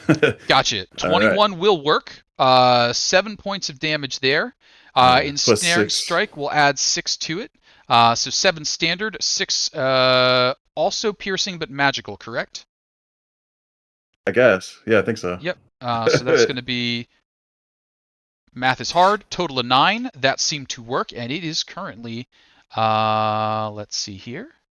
I don't know if such a thing can be restrained, but if so, DC 12 strength save. It flows around it unaffected by your attempt to restrain it. Damage. I guess that's all I got. Well, Yeah. wait, hold on. Yep. If it was restricting the water creature thing, right? Yep. Would it also have restricted Lostal? Would he have been included in that I would say if no. it was brought in? Okay. I would say no. It was the attempt to hit it there. Kavori is going to move forward. As Kavori comes around the corner, she's going to see what's going on, take aim, and fire. Kavori is going to hit. She is going to do 8 points down to 4 of damage for it. You can. She looks around. She's like, I came to help as soon as I can. They're going to be working on Delvid. What is going on? I brought healing potions, and you can see she's got a healing potion on either hip. Lostal, unfortunately, I need to ask for another death saving throw before that can happen. The water itself lives and hungers for flesh. That's a failure. That is a failure. One on the bad no. side. Durin. Alrighty, so the water's difficult terrain, right? Water is difficult terrain. Okay, so I only get 3 squares. One.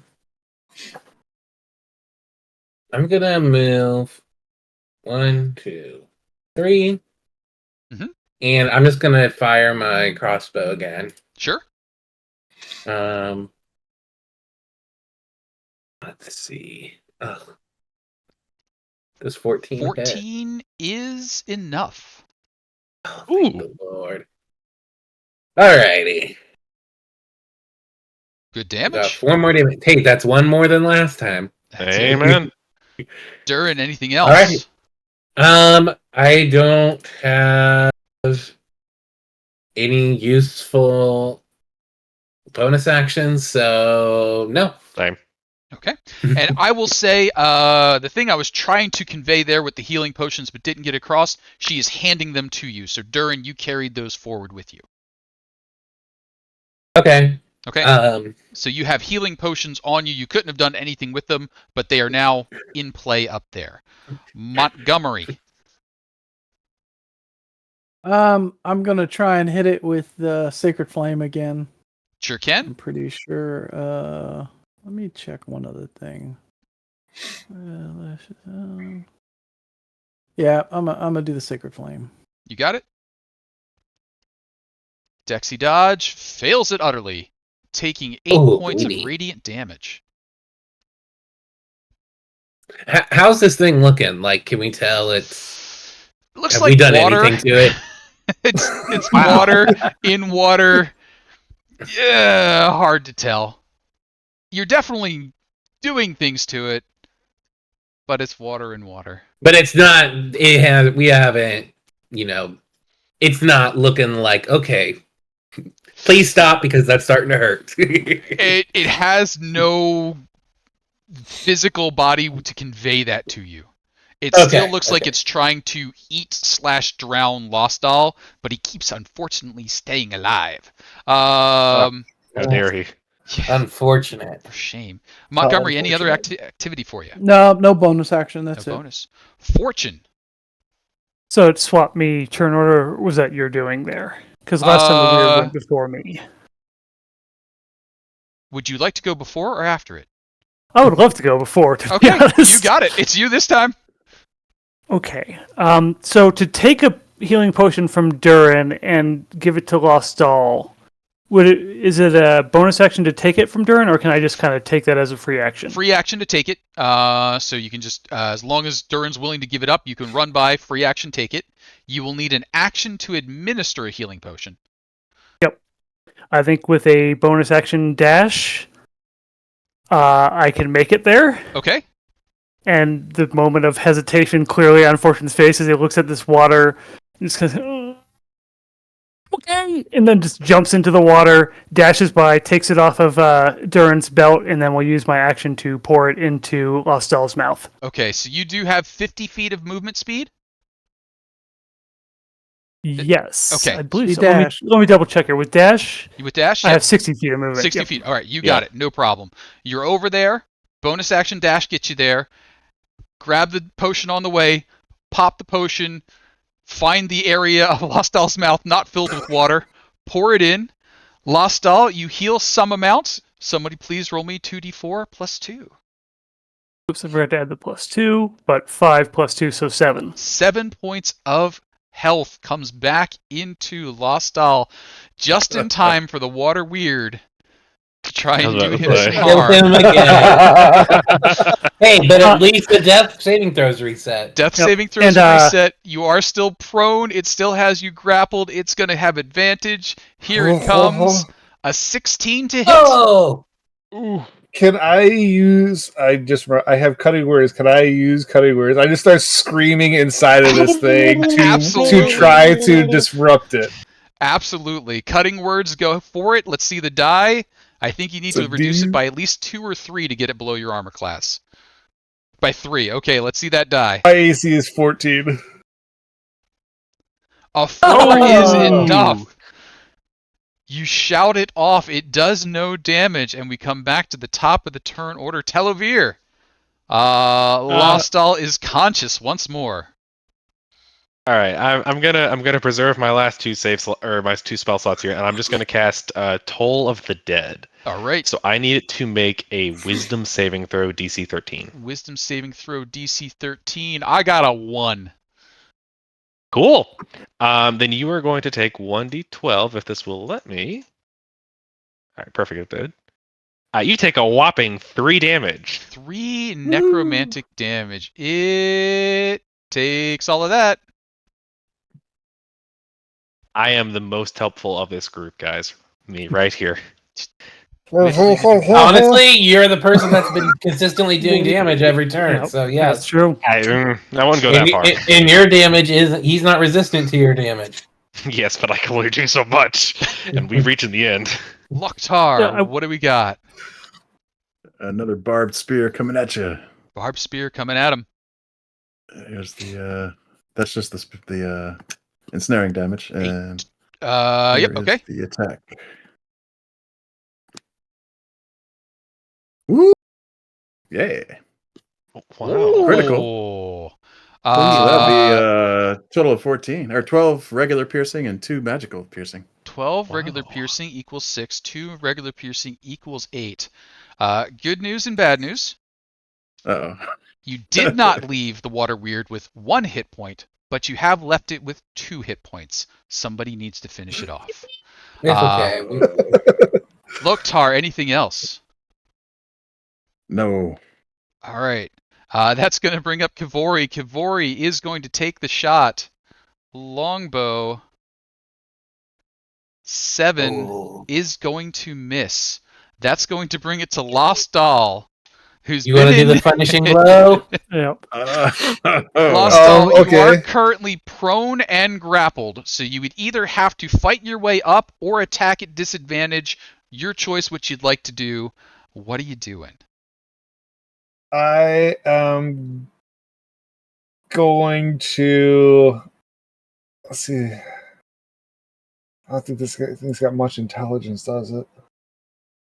If he rolls at disadvantage, how would the reroll work? You just get to re-roll the 1 die. So he could reroll the lowest die? Re-roll the lowest die and then take that set.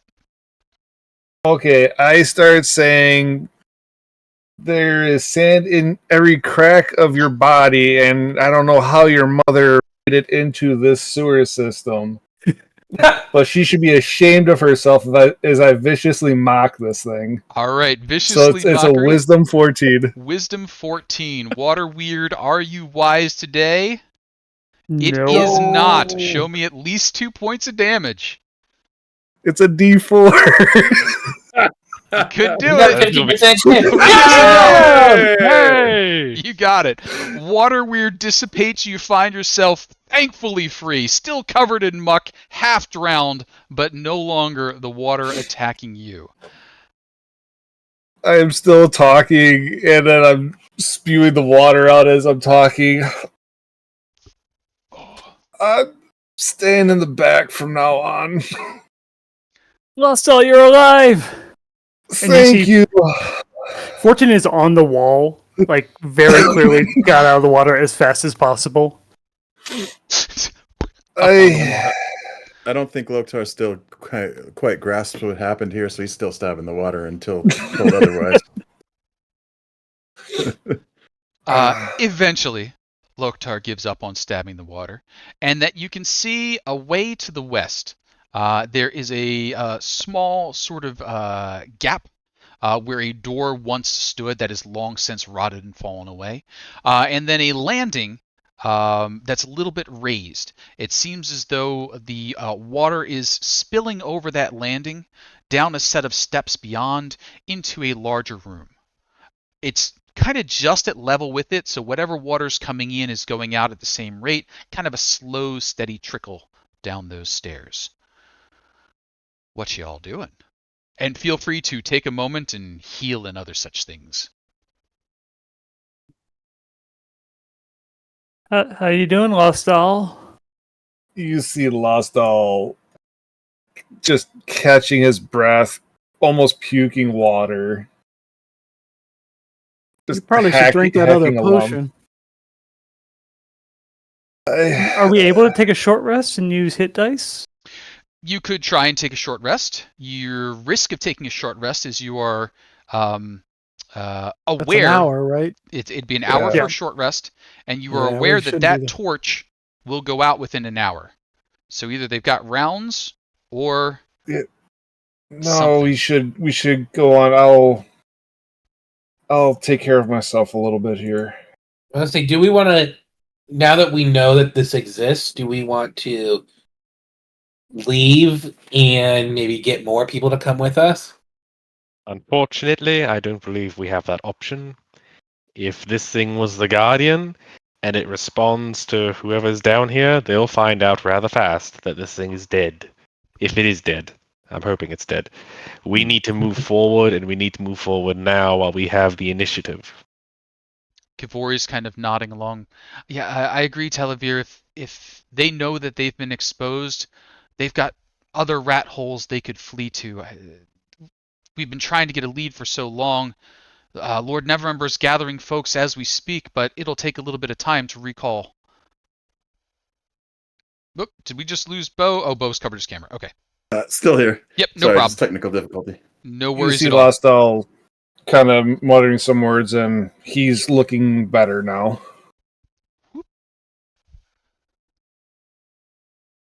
I don't want to let these folks get away after what they've done, especially on my account.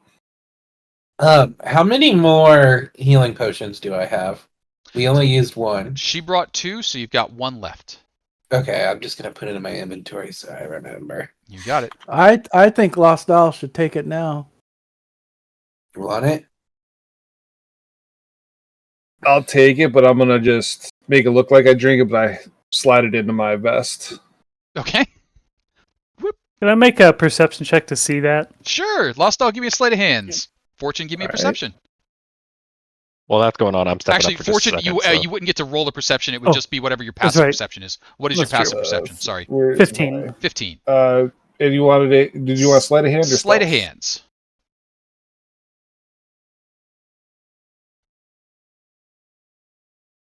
Yeah, Jesus! You just like That's a clerk, one. clerk. Yeah, everybody. I'm just coughing and just slide it into Everyone my sees it. vest. Fortune Let just me kinda says, drink this potion. It hit best, but I'll drink it in a second. Let's go ahead. Oh, the heart. You don't have to pretend. I mean, if you want to hold on to it, I think we're all fine with that. It's your body. You're the one who was injured. You don't have to take it right now just because of the peer pressure. Let's move on. But I'm gonna be I slide back behind Loktar. You got it. And Fortune looks to Durin just for like, do you mind if I still take you up on that offer from before?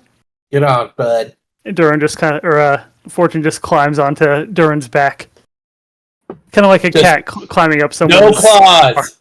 No claws. No claws. And no making biscuits in my hair. Okay. As you're all hopping down into the water, Kivori joins you. She just splashes down in there. She's keeping her bow and sort of her equipment up over her shoulders as she comes along. She's like, okay. Just Right so now- you know, Kavori, we unfortunately probably made a lot of noise before you got here. So whatever's down the end of this is probably aware of us. Well, that's what the arrows are for. She's just kind of keeping it ready. She hangs back a little bit. She'll be fire support for you. Right now, it looks like Fortune is the front person. Is Fortune really the front person? No. Okay. No, who's because he's on first? Durin right now. Loktar will step forward. Okay. Oh, Oh, that's right. Fortune's perched top Durin. Loktar steps forward. And Loktar, what you're able to see as you come up on there, splashing through the water, it gets a little deeper, 4 feet or Move so, and then it stealthily starts to if narrow possible. down again.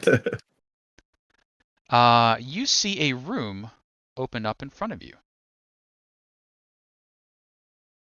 Hmm. Ba-dum-boom. with a manhole. Okay.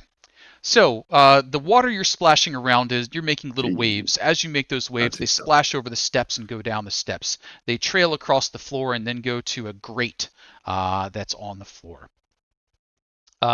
Your eyes sort of follow the water down, and then they sort of trail upwards. Hovering above the grate is a armored figure. Translucent. You can see through it. It has the body of a knight in armor. Fairly sturdy looking. Hard to tell if it's really plate, half plate, etc., because it's a little bit see-through at the moment. It looks normal. Feet, legs, torso, shoulders, no head. Just a glowy sort of area where the head should be. It's just moving about, kind of floating around up there. It doesn't seem to be aware of you all yet. The room is lit. Throw up a little signal and try to get everyone to back away a little bit, and then whisper to them what he sees. Hopefully, we'll all know it's there before it sees us. Hopefully, sure. That's the plan, anyway. The room itself is an octagon. On the walls are glossy urns and cinerary boxes lining the walls of the vaulted rotunda. Drifting in the center of the room above the drain is that ghostly transparent figure. There are exits from the rotunda: northwest, southeast, southwest, and the exit that you're standing at right now. The ones to the northwest and the southeast have stairs leading up a little bit. The one to the southwest seems to be even floor, maybe slightly slanted upwards.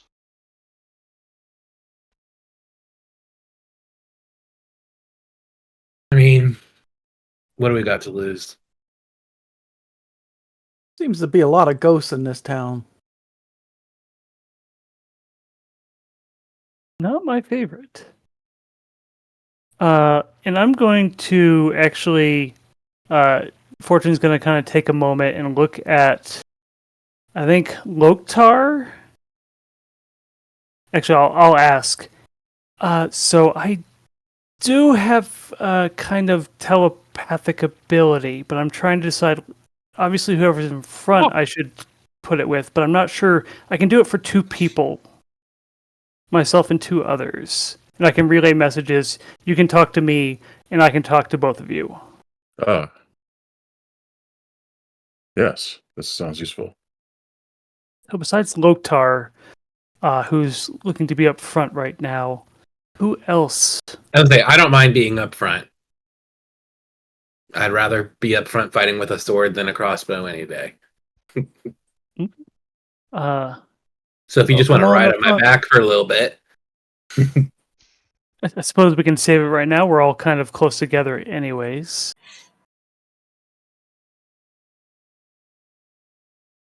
Yeah, I guess I'll save it for this moment until we might need it later. It does last a random number of hours, 1 to 6. Okay. Do we want to walk in? Let us lead with our weapons. Let us lead with the meat shields in the front. I'm behind you every step of the way. And I am behind him. So those brave meatballs, if they'd like to go ahead and move themselves forward. Yeah, I don't mind coming in. Trying to get the drop on this thing, however we can. You ease are you trying to get the drop on it, or are you just walking in? No. Try to get it. Surprise it if possible. Okay. Loktar, I think, gestures for y'all to be quiet. Loktar, can I get a stealth check from you, please? Honest Abe, full disclosure, I rolled one a bit earlier just in case it was needed, and it was bad. It was a 9. A 9. You want to take a reroll? I should reroll that. Reroll if you'd like. I think it's worth it. Yeah. Okay. Because this thing looks scary, right? Yeah, there we go. 24. 24. You may enter the room unnoticed, Loktar. Very good. Are scary. It's hard to tell which way it's looking, but you can tell that the armored suit is facing away, so unless the head was all the way spun around, it wouldn't be looking at you right now. All right. What are you Let's, doing now that you're in there? Let's target the rump. Target the rump, okay? Attacking? Yeah. All right. What's the point of stealth? Yeah, stealth for killing. That's what stealth is for. Stealth is for killing. So, we'll give this a surprise round. So that is definitely going to surprise it. Anyone else who would like to take part in this surprise round, please roll me a stealth. Oh Lord! I'm not even going to bother y'all. I I'm mean, not even going to what's the bother. worst that happens? Oh, I got disadvantage, so I need this side. Fortune, 12's enough. 15's enough. 17's enough. Hold on. None of us are heavy armored, are we? Or like is disadvantage. Montgomery? Yeah, I'm at a disadvantage, but I rolled it. Oh. 11. I just rolled. Did I get it? Yeah. Okay. Well, everyone else 11 has. is I might not as well. enough. 21 is Okay. enough. So everyone except Durin, basically, we're just going to let you take your attacks, and then we'll see if there's even a need for another round. So let's go ahead and just go down the line as you rolled it. Loktar opening us up. Loktar, what are you doing? All right. Spear to rump. Oh, it would have been advantage too. Oh, but it's a crit anyway. Oh, okay. Oh, that is a very powerful spear. Wow, nice roll. Yeah. Good Lord, how much what even is that? just That's- happened? Yeah, because he's got his bugbear surprise, which is 2d6, right? But then crit, so that's a lot of. I think all those numbers add up. It's 26. 14. Oh, is it total? regular- It totaled it at the bottom. At the Okay, bottom, yeah, yeah. yeah, good stuff. Okay, good. That's helpful. Okay. Got it. Okay. Sick. You see a huge waver pass through the ghost. It is definitely disturbed by the passage, but it is not dissipated yet. It seems as though physical attacks, non-magical ones, are somewhat resisted. Otherwise, this would have been a very short fight. But still, it's there. After Loktar, Fortune was the next to roll. Fortune, what are you doing, if anything? I'm forgetting do we have advantage on attacks in the surprise You have round? advantage. You all are attacking from stealth at the same Okay. time. Then I'm gonna take both of my I'm gonna take both attacks here. Okay. Roll the first one. Advantage. The exact two numbers that I rolled last time on that. Wow. Would you like to use a player reroll? You've got one in the pot. I'll go ahead and take the bonus attack first here. Okay. Both of them will get sneak attack here, so. Okay, 22 is that much one's better. much better. Yeah. That's not the 1d3 plus 3. It is this one. I hope this thing wasn't friendly. Yeah. So that's 6 damage, and then I gotta figure out how to roll sneak attack here. It did it for you. included it for you. Oh, did it? Oh, nice. Yep. So total of 15 damage. It does count as a magical weapon, or it's force damage. Yep. Is what it is. So if it's immune to force, it'll not do anything. It is not immune to force. That tore it up. It is still hovering there at the moment. Fortune has fired Lostal. I will have a firebolt up here in my hand, and I will lob it at him, You got it? or at the creature.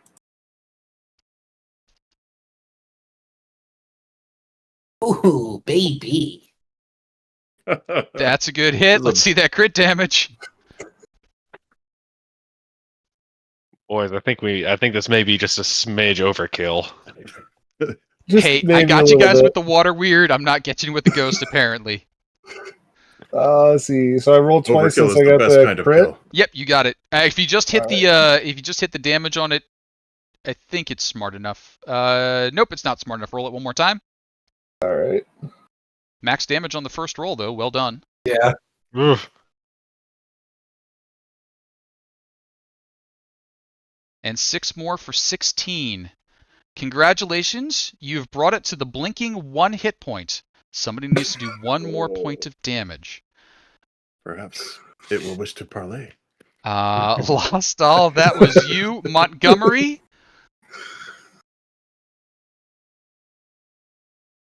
Do we want to talk to this thing?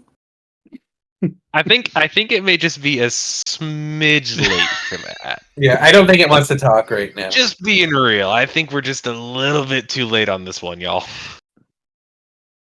Most things want to live, but Your call if you want to try to parlay with it after we've It's already unloaded on dead. him. I was about to It's say a ghost. I'm gonna let him have it. All right. I forgot to mention last time when he casts Sacred Flame, he actually, he's got a shield out in one hand and he has this bell in his other hand, and he actually rings the bell as he gestures towards the ghost. And Nice. DC 11. That is DC going to be a 11 dex save. Dex save. A 4 is not enough, and with a burst of radiant damage, the ghost discorporates. Does the armor remain? It does not. Just little sparkles Not that coming I want down. it, but No trophies. Aside from the ringing of the bell and a little bit of a whoosh of fire, the whistle of the spear being thrown, I think all that was mostly silent. And there's still just kind of the drip, drip, drip. Over there somewhere, Lokhtar's spear is still like quivering in the wall a little bit. But everything's calmed down now. Stairs leading up to the northwest, to the southeast, and a passageway headed out to the southwest. What's I'll everybody try to doing? take a gander down here. What's under there? Sure, give me a perception check.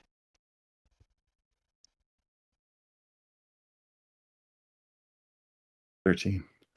13. You start peering down there. It looks like at one point there would have been an actual sewer system there. It looks like there was some sort of piping, stonework, that sort of stuff. At this point, it's all collapsed in just to rubble, but the rubble has enough gaps in it that the water's flowing through. So below the grate, where there should be a big open area, it's just kind of a pile of roughly jumbled rocks. No real way in or out of there.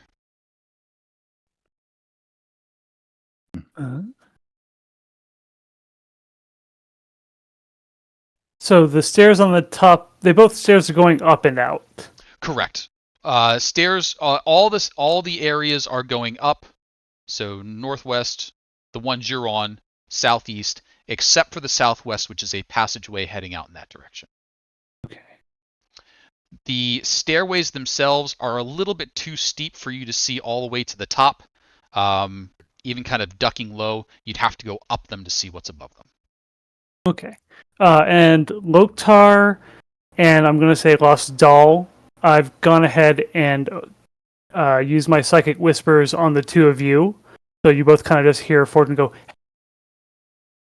Oop, a little bit louder, the mic didn't get you. "Hey, it's me, Fortune, not somebody else. I'm in I- your head." Someone else, let's say. I give an inquisitive look to Fortune. That's he gives like a wink. interesting. And then I'm thinking stealth up the stairs here and just kind of take a peek at the top while trying to keep low and out of sight. Sure. Which one are you heading up? The one that's closer to me, so these Yep, ones. you got it. Up to the top of the stair, it hits a little landing area, and then there's a door in front of you. The door is reasonably intact. It looks as though it was meant to last underground. It's a wooden door. There's some carving on it, but the carving has faded and chipped away. Whatever was supposed to be there is now kind of rotted and broken out. Okay. Can I listen at the door for anything? Sure. Put your ear to the door and give me a quick perception check.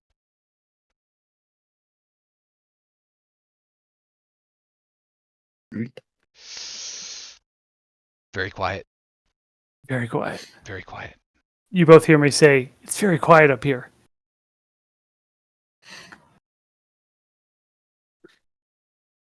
What's everyone else doing while I look up here? I'll go check out this one down here. You got it?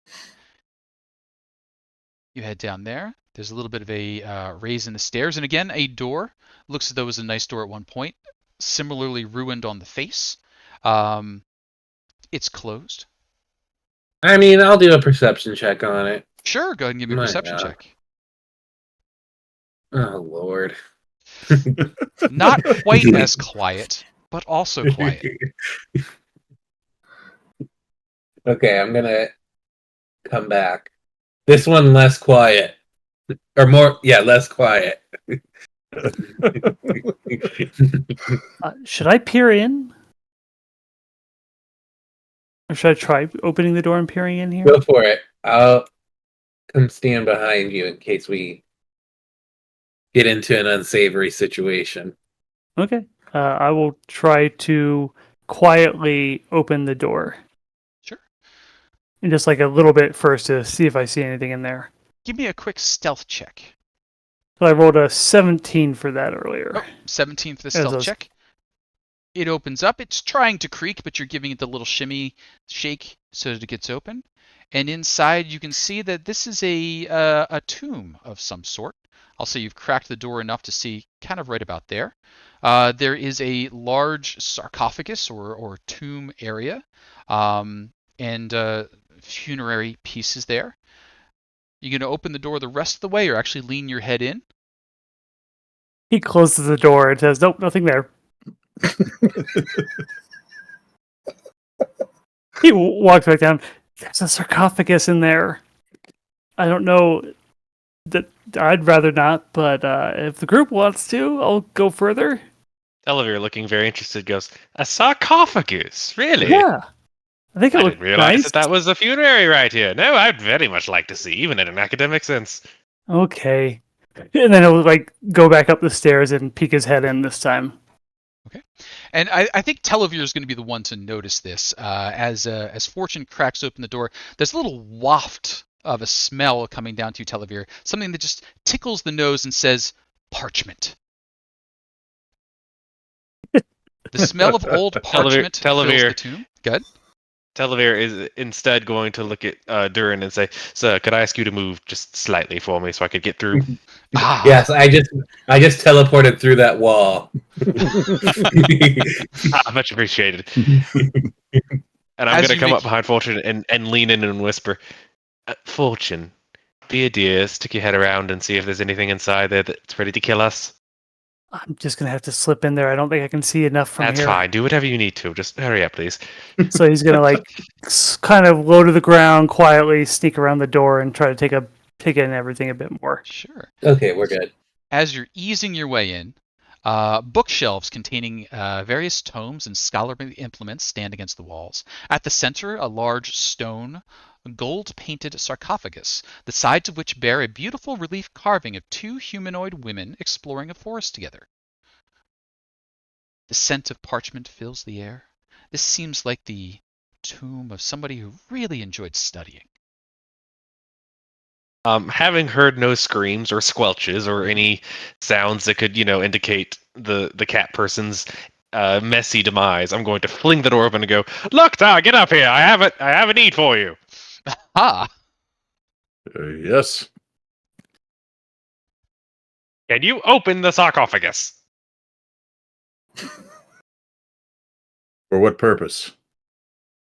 Because I asked you to, very politely. Please. He did say please. Very well. If I can. I don't know. Sure, go ahead and give me a strength athletics check. Fortune immediately left the room when he called Lothar in the door. Sarcophagus. I'm not sure if it's that he doesn't really want to, or you can't get a purchase on it. It's pretty well sealed. It seems like the reason people use big stone lids on sarcophagus is to prevent people from lifting them. It appears to be locked. I am also strong if you need me. Dylan, get up here! Hey, let me get through these walls again. Here.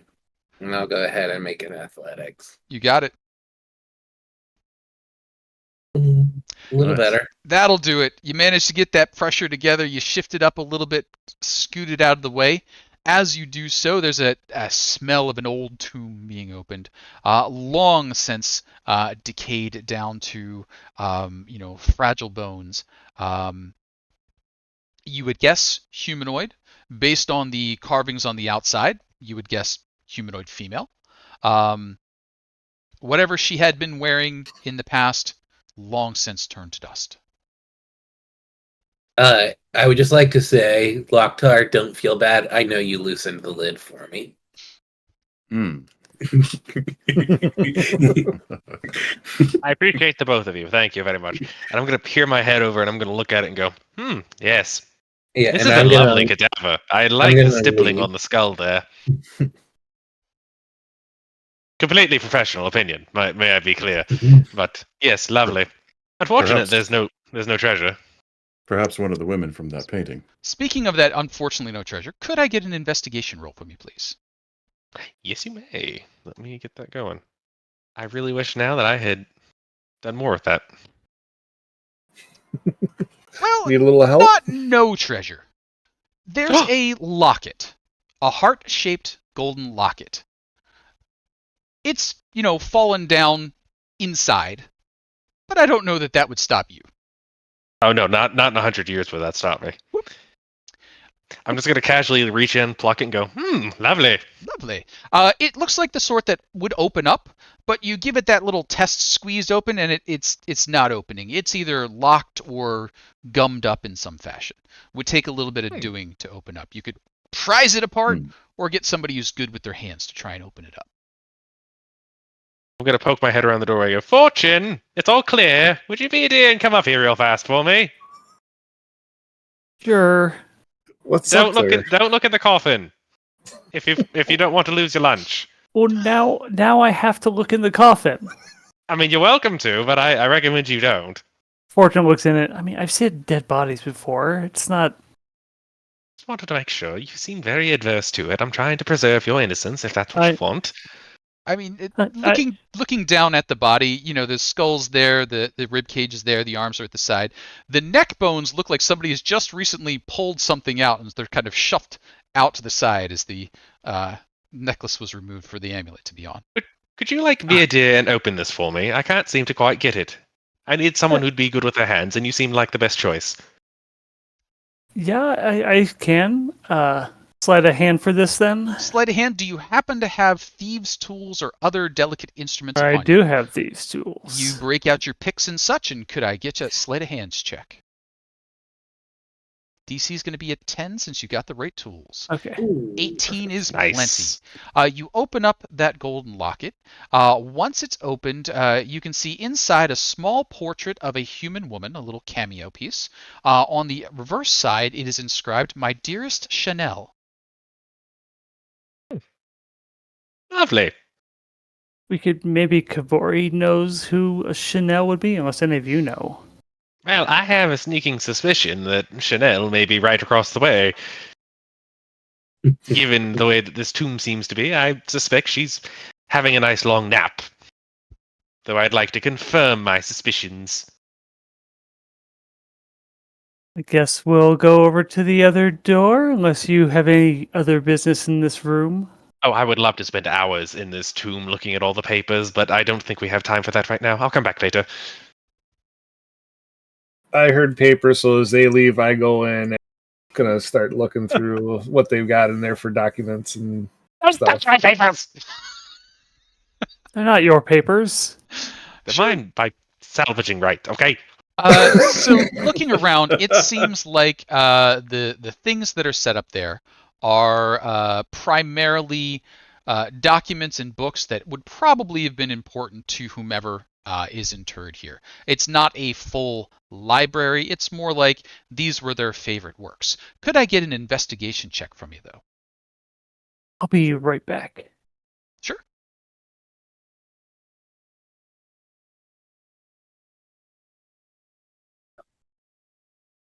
We messed us all up on the stream again. That's okay.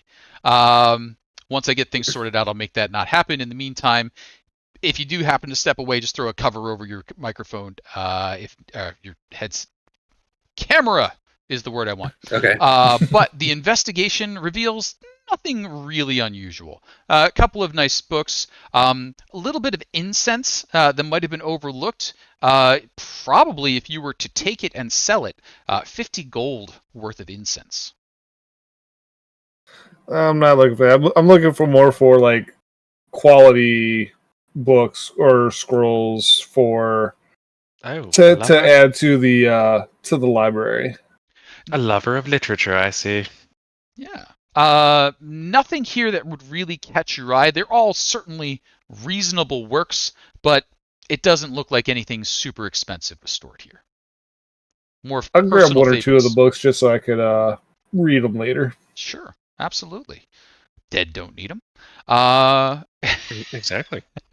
On the far They side, it looks like Fortune is opening the door there. Well, he stepped away, so Televir will be the one to open the Televir. door, and Oh, yep. he won't do it stealthily. He'll just go. Anybody in here? Don't. Knock, knock! I'm here to grave rob.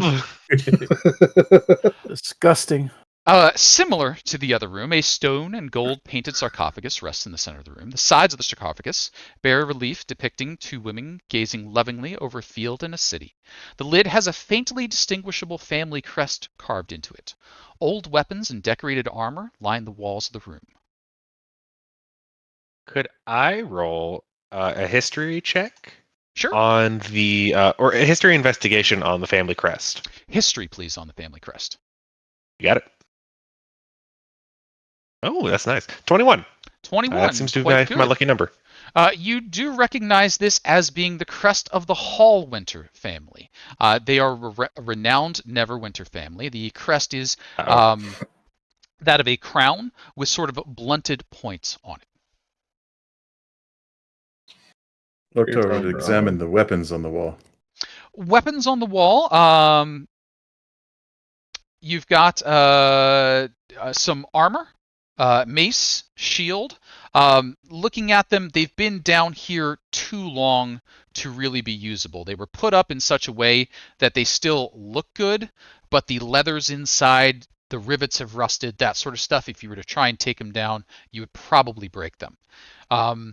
It's sort of a half plate effect, but it's been set for storage and display. It's no longer really functional.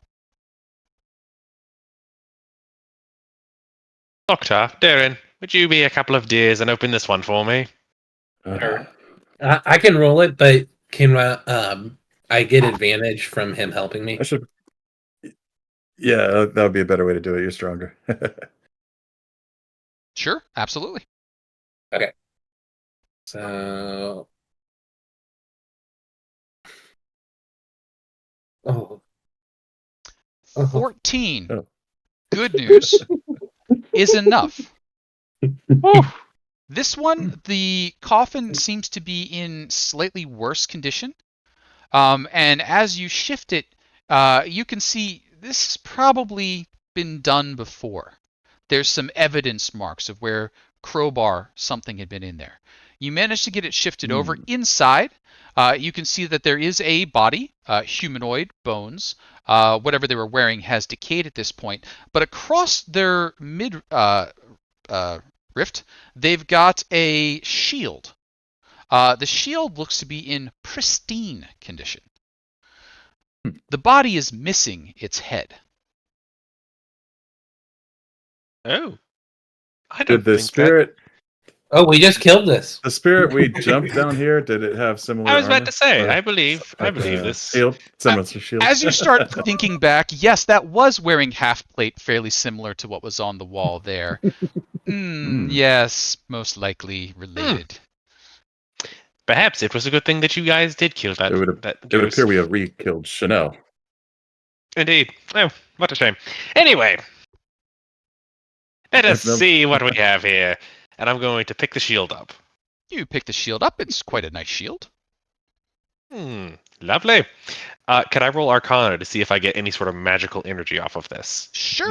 Not identify, but just kind of to see. Go ahead and give me an Arcana. That is a natural 20 plus 5. Natural 20 plus 5. It is in way too good a condition to be down here this long and not have some magic to it. You can't get a handle on what it is, but this is definitely magical. There's no oil that's been protecting it. There's nothing that's been keeping it, in this good a condition. It is magical. You'd need a little more to find out how. Chaps, does anyone want a shield? I would love a shield. You'd love a shield? Ah, here you go. A magic shield? Yeah, better than a regular one. I have no idea what the shield is, but have at it. It's all yours. I can't use it. Sure. I'd like to better equip my meat shields. I mean, my fellow party adventurers. And that was Durin who said taking the shield, correct? Correct. All right. So Durin, as you kind of pick up the shield, which should feel like a toy in your hands, and you go to fit the straps are the right size. It reaches right. It's got enough length for your forearm. You're not sure if it actually changed shape or if it was convenient for you. But yeah, it feels good. You kind of give it that little testaroo, and you're like, yeah. Probably going to need a little practice to get used to this. Maybe an hour or so of practice to really get used to it. And then we can find out what happens from there. But anything else going on in here? I wonder what deterred the previous grave robbers. I'll examine the marks of the crowbar and try to figure out perhaps they broke the seal and the ghost came out and chased them off, or what happened. I'm not sure. Ooh, give me... Oh, that's so long ago. Give me an investigation check. It's going to have to be phenomenal, though. All right. Is it I don't know if I would know if it's a humanoid, whatever, but I got that ranger thing. Yeah, not in this situation. You're more trying to Sherlock Holmes it. No, there's just not enough for you to lock your mind palace in on this one. All right. It's mind palace. Never mind. I'm going to finish that one. Well, now that I suppose we've sufficiently acquired what is necessary for all the good of this party, can we continue? What else was in that room? Since we've come this far, and he'll stir the bones around with his spear and just see if anything else shiny pops up. You know, I have quite a bit to do with the dead most of the time, and even I find that just a smidge distasteful. I mean, doing this would definitely get rise of an angry ghost, but you already dealt with the ghost, so no ill effect of you just desecrating this corpse. But can I get a perception check from you, please? As you are willing to just tear the place apart to see what there might be. Oh, dang, blast it. Nothing more. You've raised a lot of dust and bone splinters, but no more to be found. I'm going to look at the group and go. As he walks out. I'm going to look at the group and go, perhaps we don't tell anyone that we've done this, and this place is how exactly we left it. Yeah, do we want to put the lids back on? No, the cultists did this. Okay. The terrible mortuary cultists that were living in this chamber that were conveniently disposed of, and we cleaned the blood up. Can I take like a look at Kavori and just try to gauge her reaction to this? She is just looking at you all right now, and she's just like, ends means justification. I can work this out. So she seems... You don't have to work anything out if you don't tell anybody. It's okay. It may mean for her own well-being. So she's just like focused, keeping an eye out, just like occasionally looking over it, and then just keeping her guard up. Listen, we're here to disembowel the bastard that poisoned your brother. Let's focus on that, shall we? And not the convenient desecration of graves. It's okay. It's okay. I'm an adventurer too. I understand how it is sometimes. Yes, but you're also on hire. So, like, you're probably on contract. Whatever. Let's go. Yeah, we begin moving everyone. What else was in that room? weapons. Yeah, armor and weapons that had decayed to the point of uselessness. The shrine, the sarcophagus itself, and then the on the top of the sarcophagus, the symbol of the Hallwinter family. Okay, all right, thanks. And I do specifically relay the information about the Hallwinter family. So everyone is aware of that. Hmm.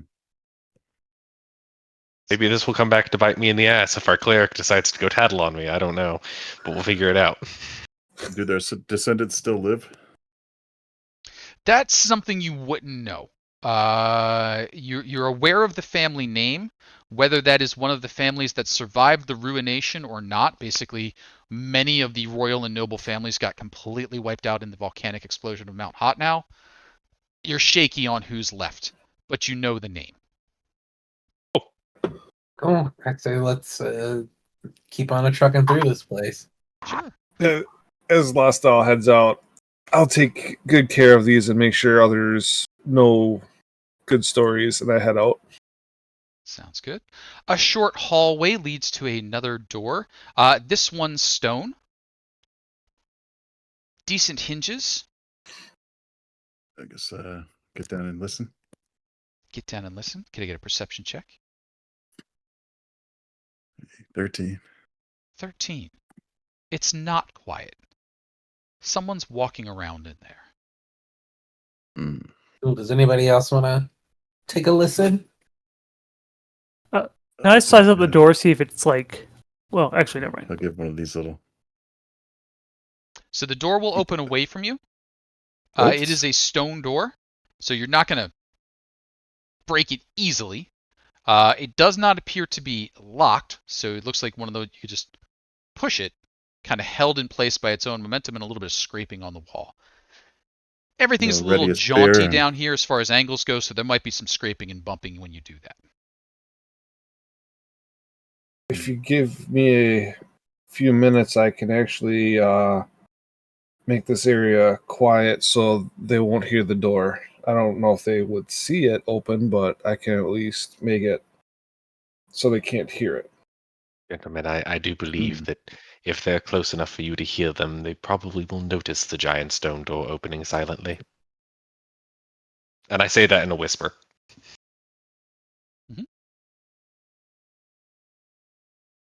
So I think Lotar. Yeah, I was saying Lotar's Spear like in ready hand, to look go. back at the group and see if anyone's going to stop him as he's pushing it slowly open. Yeah, I'm holding Stealthily, a spell as definitely. he opens the door. Okay? yeah. For starts of combat, generally we won't allow for holding a spell. It'll just be initiative there, because it's initiative time. As we roll open the door, Good lord! you open it up, and sort of looking back at you. Oh, hang on, wait. Let me get the turn order up, or it won't keep track of it. 1 second. Oh. I was too slow. Turn order. Fortune 16 got on there. Televere 26. I'll get you added in 1 second. We'll remember to wait for that from now on. Yes, please. Why didn't it add me? If you didn't have your token clicked, it might not have added you. Oh, yeah, that's right. But 1 second here. Token layer. Click on that. Oh, I just rolled it. Oh, I got it. And Televere, we're going to add there. We'll get everything straightened out in a second. Televere came in at a 26. I like how it defaults to 0. They put him in at 0.26. Yeah, that wasn't quite right. Let's get Caravine on here. Kavori, roll in. Cool. And then let's add all of our new friends. Oh boy. Televere, looks like you have some friends over there. I poke my head around. Not quite at that skill level yet, but I'm getting close. I have a book for it. That is remarkable craftsmanship. I will give them that. Look at the way those sinews look. Oof. That is an art. -1. I like it. Sometimes you move a little slow once you die. What am I gonna say? Let's see here. Televir, Lostal, Loktar. We got Durin. We got Montgomery. We got a whole ton of zombies. I see Fortune in there. I believe we've got everybody on the turn tracker. So what you see is a room full of zombies.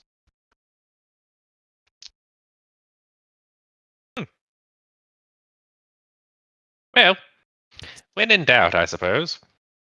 What was once a let's serene see. crypt? Oh, sorry, good. No, go. You first. You first. What was once a serene crypt now lies in ruin. 2 chipped stone pillars brace the vaulted ceiling. The tombs are cracked open, and reanimated corpses prowl the room. At the center of the room's back wall is a dirty and desecrated shrine, bearing the image of a blank scroll.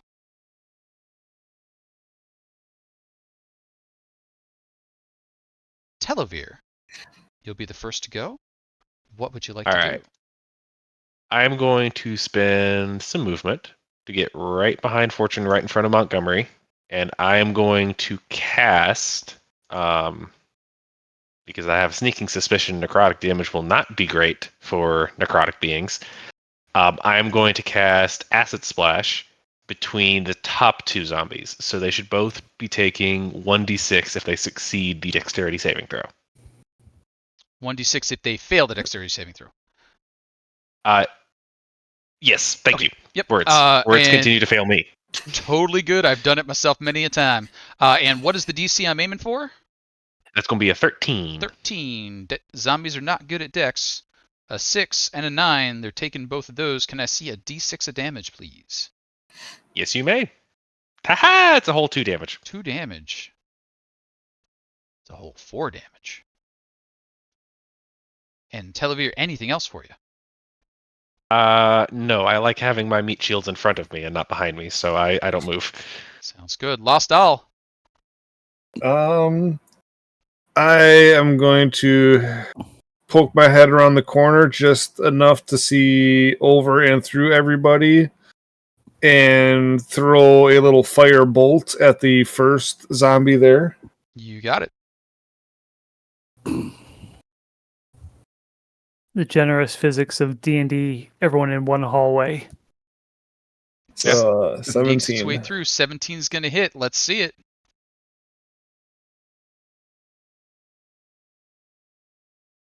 for 4 4 works. points of fire damage. And then I'm going to say, Loktar, you should be able to tear these things apart, no issues, as I give him a bardic inspiration. Sounds good.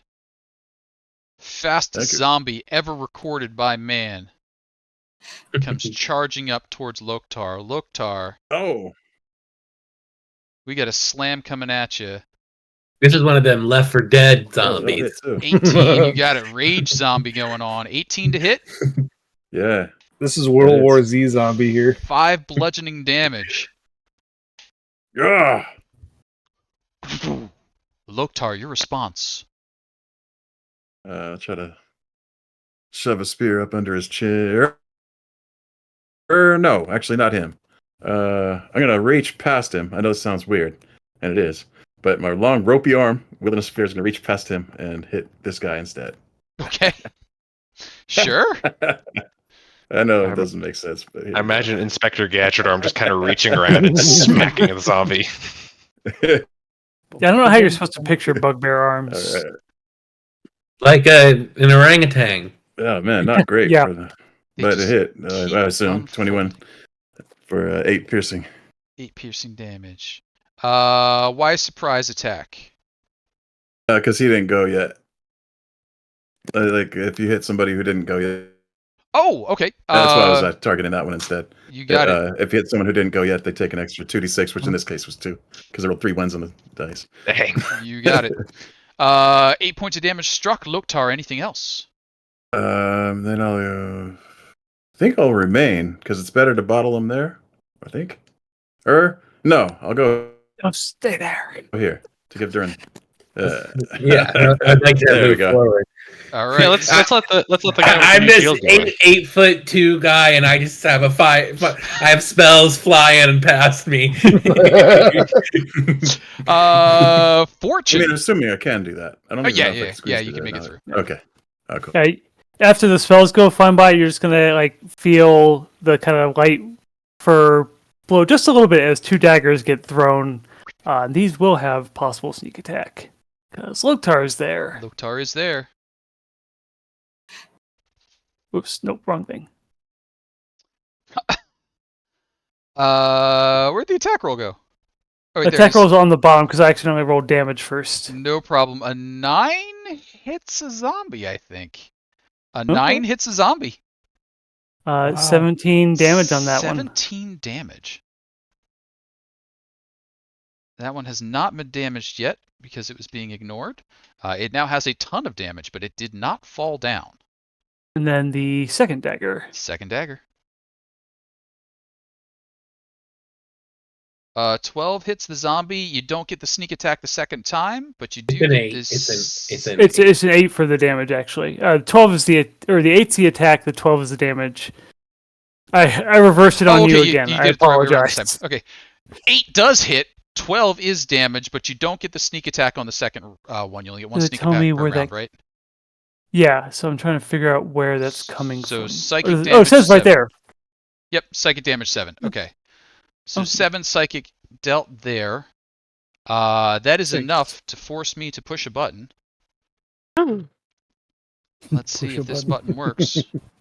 Button. Zombie goes down. Zombie comes back up. Zombie is still standing. Fortune, anything else? Nope. I think that'll be it. I've got the Are you saying that actually went down and stood back up? Is that what? Yep, it just sort of staggered down and then came right back up. Like, got a hole blasted in it, looked like it was going to go down, and then just came right back up again. Okay. These undead are hardy folk. They are hardy folk. Zombies going to come marching forward. It's going to come over here, but it's going to focus fire on the bugbear. Zombie, bugbear, attack.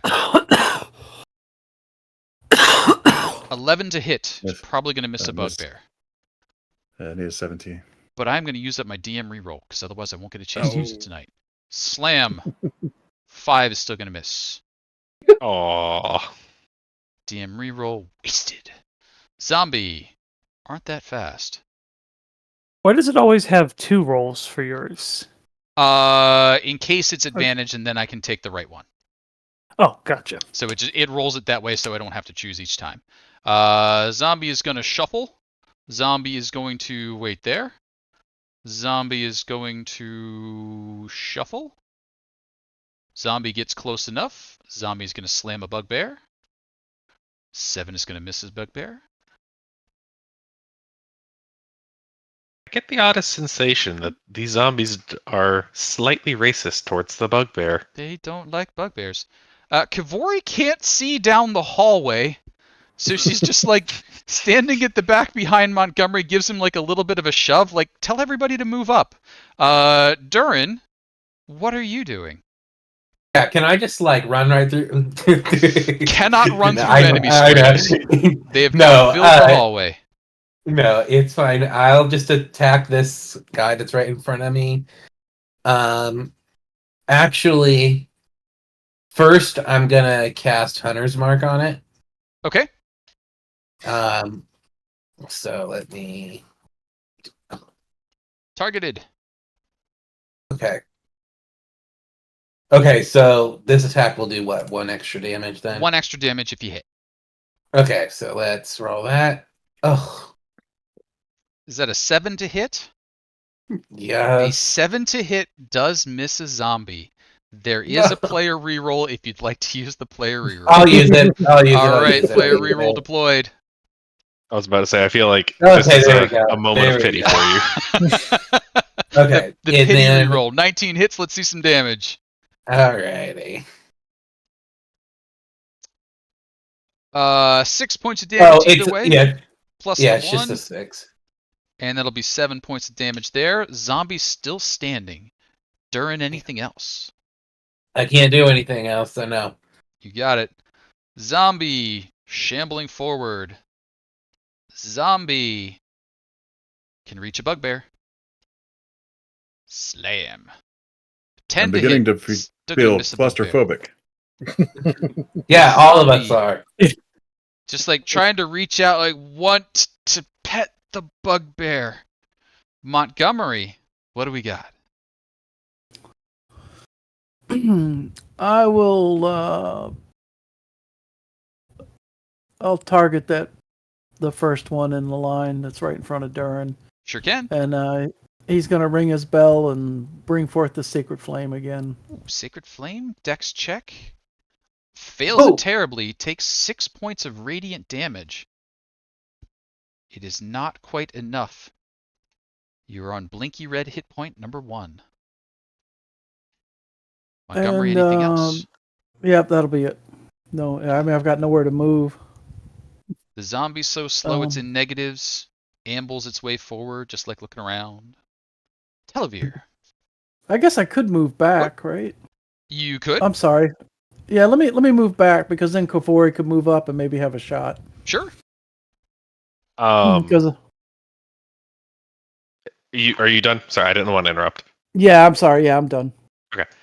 I am once again going to cast Acid Splash on that first zombie, but I'm also going to choose the second one to do the additional damage. So I need Dex saves from those two Sounds as I try to good. remember that one and that one, and the DC is 13. Badoop, badoop. Both fail. All right, Number 1 and number 2. Both of they them. both take 4 damage. Both of them try to suck it up.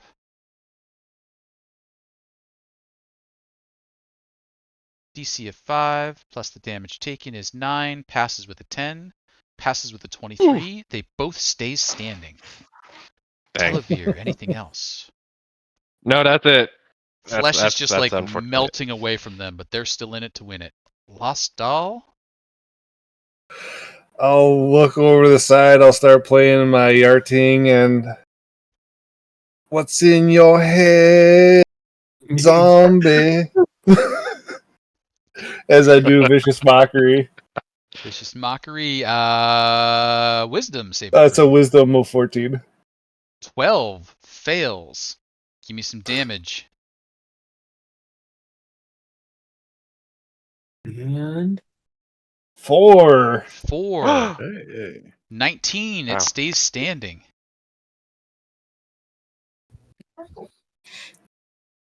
I'm just keep playing the yarting in the back there and keep honing in the cranberries. All right. Our high-speed zombie is going to try its slam on the bugbear. Bugbear, slam. 7. No. Bugbear. Wow. Loktar, what you doing? Yeah, my zombies are not hitting well today. All right. Come on, zombies. I guess I'll target this one. Got it.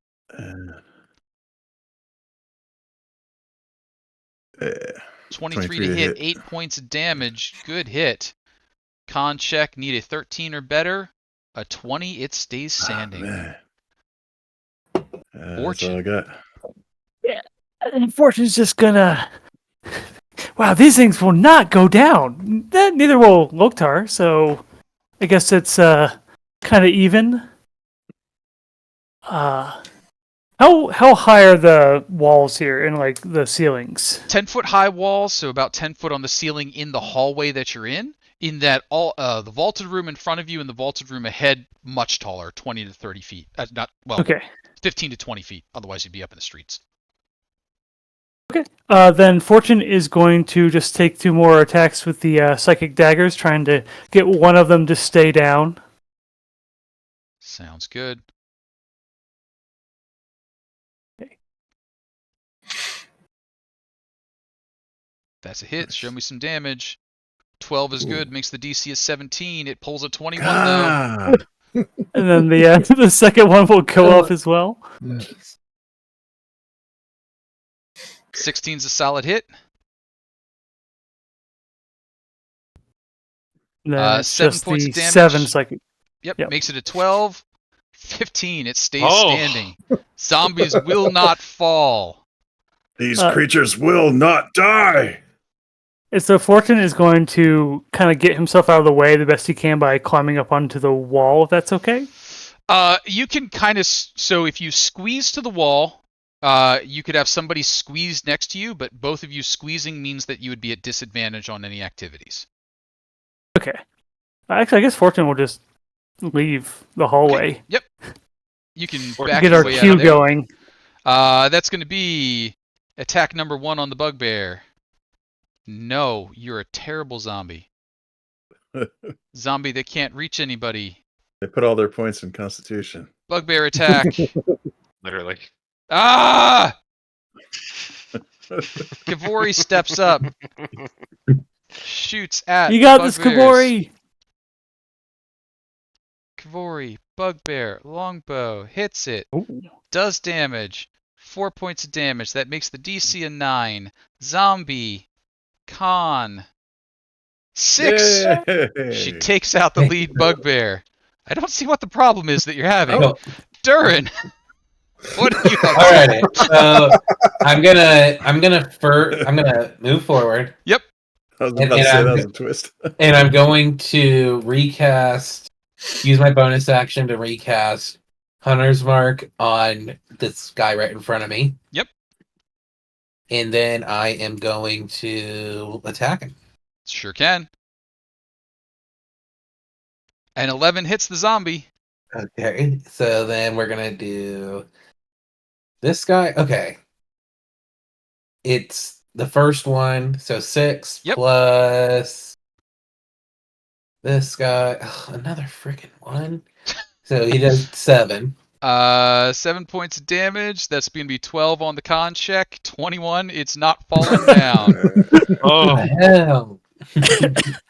That's going to bring up zombie that's just like reaching out towards you, Dern, but can't reach. Zombie over here on the bugbear.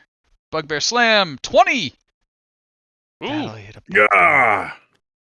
Well, you finally got hit. 7 points of bludgeoning damage from the zombie. Other zombies just like wandering around like, come on, guys, let me at him. Montgomery. Put me in, coach. Put me in. Yeah. So the two people in front of me, am I able to move through, or am I stuck where I'm at? You can move through friendlies. Technically, 10, difficult terrain, 15. so double movement, but yes, you can move through them.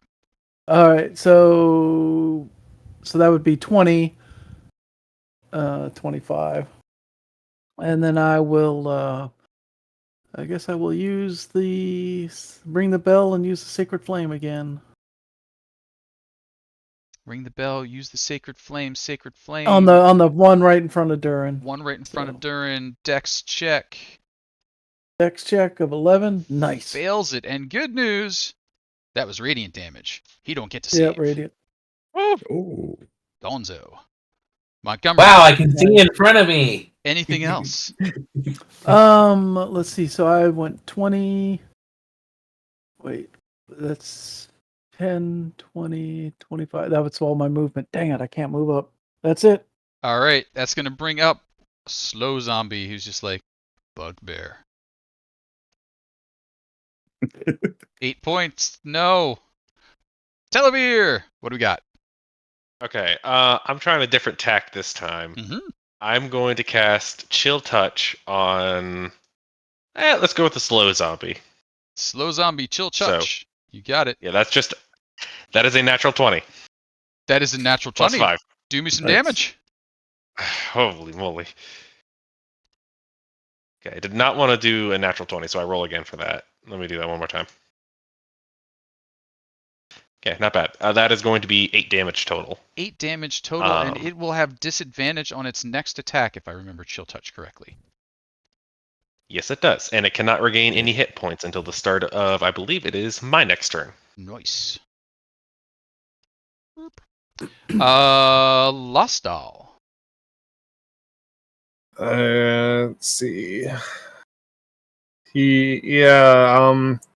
Gonna sneak my arm in. Excuse me, pardon me, and fire bolt goes off, and it's aiming for the one right in front of Durin. Sounds good. Pew pew.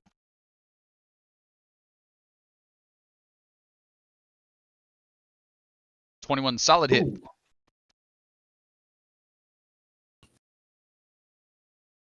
There we go. 8 points of Nice. fiery damage. It is not looking like a good zombie. Roasted, rotted flesh. Lost all. Anything else? No, not at the moment. Loktar in the corner. All right. Spear to this one at the top by the wall there. Okay. Coming at you.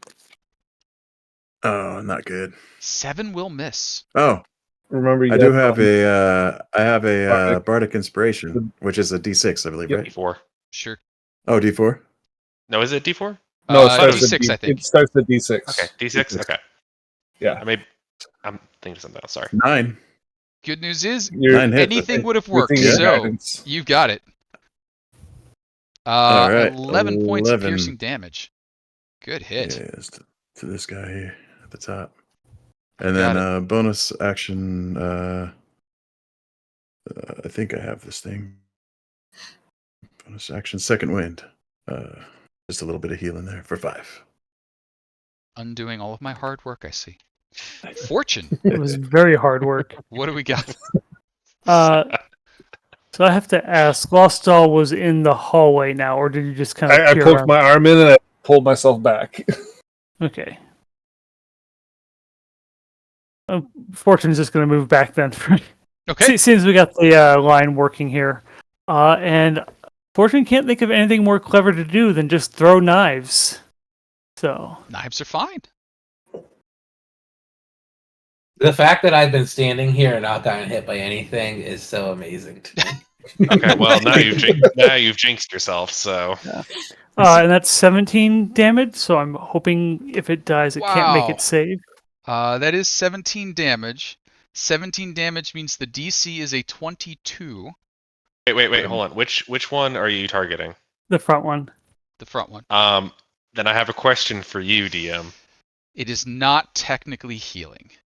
Dang Yeah. it. If the damage would reduce it to 0 hit points, it reduces it instead to 1 hit point. I went and looked it up because I was like, that is a really good use of chill touch. I wonder if it's correct. Unfortunately, I was really it hoping is I could get not. away with that. But Yeah, same thing for orcs. it needs to roll Yeah. a 19 or 20 on the die. Is it a 19 or 20 on the die? It is a 12. Not good enough. It is gone. Fortune, anything else? Wait, you got Yeah, another knife.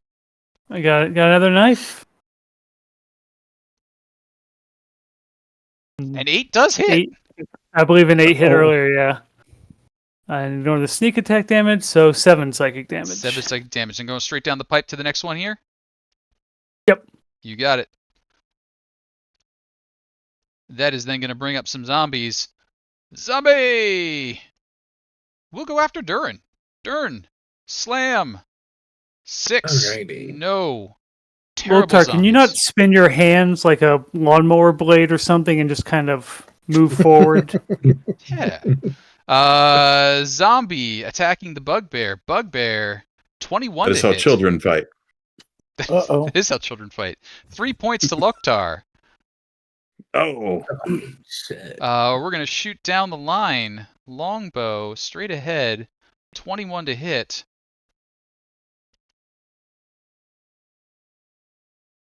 Four points of damage there. Durin, there's a little bit of light. Alrighty. So I'm gonna move forward, Okay. and then this guy that's right in front of me, I'm gonna move my hunter's mark onto, You got it.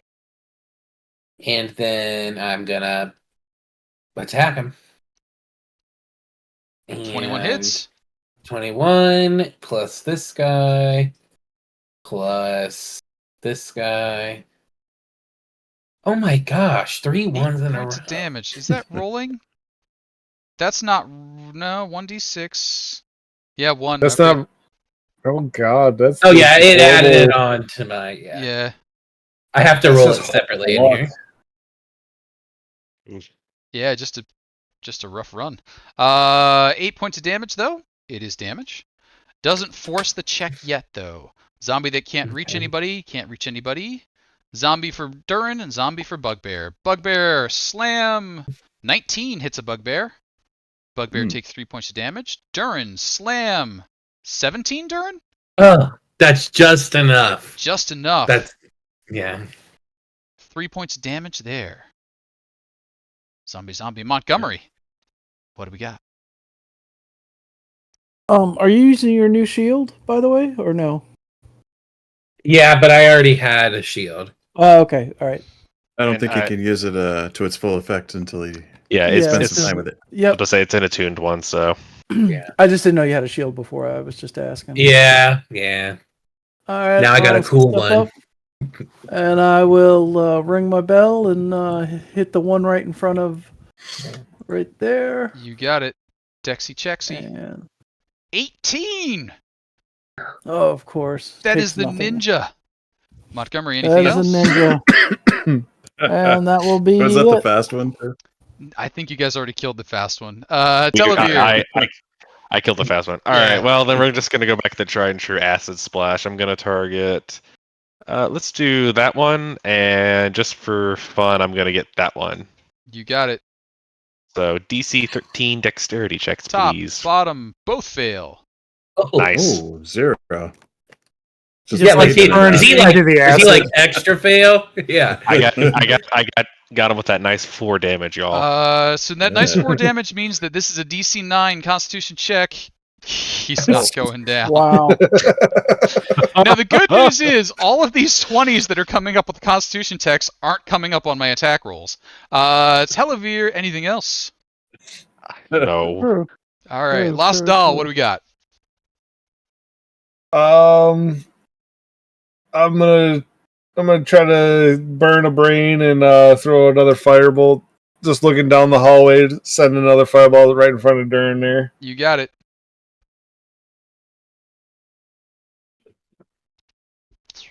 Ten hits. 7 plus 5 is 12. I need a 12. I got a 15. He's still standing. Oh my gosh. You are Loktar. incredibly consistent with that. All right, this guy right here. Boom. Ba-boom. Yeah. Oh wait, no, that's the No! ugly one. Okay, they look the same on my dice. Fumble All right, risky. the 1 and the 20 both look the same. All right, no re-rolls That's from the exciting. friendlies, so that is just a fumble. Any bonus action? No. All right. Fortune. You know, I could see some people saying a fight like this is almost a slog, but the absurdity of how this fight is incredible. Yeah, I know, right? I'm waiting for you to just kill 2 more so I can be like, you wrap them up, but there's still a chance that I could take down the bugbear. So, Yeah, there's still a danger here. yeah. This That is was crazy, dude. entirely compliment. Player reroll has come in. You do have a player reroll in the pot now. They heard us saying you were out. Nice. Thanks, guys. We appreciate you. Yeah, for real. Oh, that well. Eee. I mean, I don't really need to take it on that one. Use it. So, Use it. no, Use I'll it. take it on the second one if I need to. He's got lots of points. Burn him out. That's good thinking. Yay. All right. Let's see the second roll. 16 hits. Okay, that's better. That's better. That That's one- better. Yep, that one will be with the sneak attack. All right, give me all the damage. Nice. 6. 6 plus 5 is 11. I need 11 or higher. 17, still standing. Will not die. Again. Zombie. This one's on Dern. Dern, zombie, slam. 15 misses. Zombie. We're going to go bugbear slam. We want the bugbear. 13? Miss. Miss. No, I need 17. Kivori, shot down the line. Longbow, hits, damage. 4. 4. Need a 9 on the zombie. 8. Yeah! She takes another one down. She's like, I just don't understand the problem you're all having here. You know where to aim on zombies, right? Shoot from the hip, aim for the head. Durin, what do we got? Okay, so I'm gonna just move one forward to make some room for Okay. some more people, and then I'm gonna move my hunter's mark to the guy that is 2 down from Locktar. Okay. And then I'm gonna hold on, is this a bonus action? Yeah, so I can't use it this turn. Okay. And then I'm just gonna I'm gonna attack the same guy that I hunter's marked. Okay. 20's a big hit. Ooh, Nice. Nice. And then roll you. Jeez Louise. And then give me something other than a 1 on your hunter's mark, just to show me You're not gonna bugged. believe it. You're not gonna my believe it. Maybe Re-roll. just hit your hunter's mark like 6 times. I just want to Re-roll, make no, sure just that kidding. there's something comes up. I'll make another one. Yeah.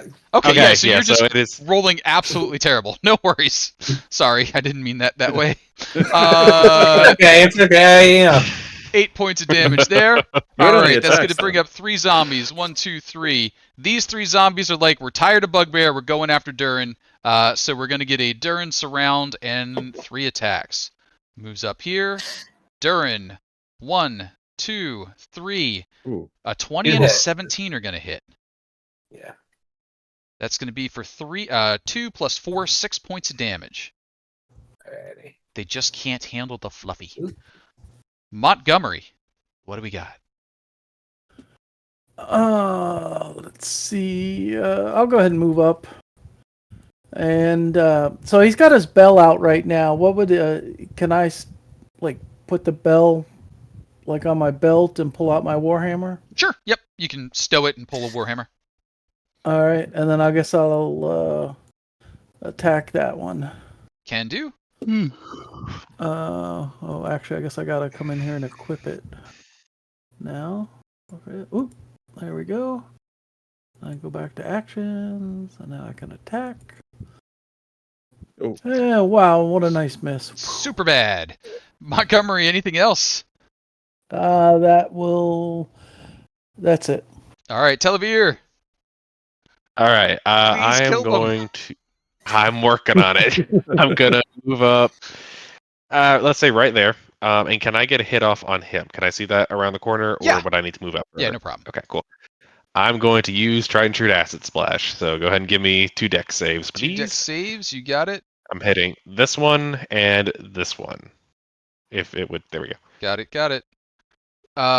Makes The second one passes, but the first one takes it. Let's see some damage. All right. 5 So points there. let's say because I pointed that one out, that's number 1 right there. So he takes damage. The other one does not. Got it. Anything else for you? No. All right. Lost Doll. I love being useful. Slowly Uh, whittling them away. yeah, I'm gonna move up forward here, and yeah, just right in front of Dern, I'm gonna send another firebolt. You got it.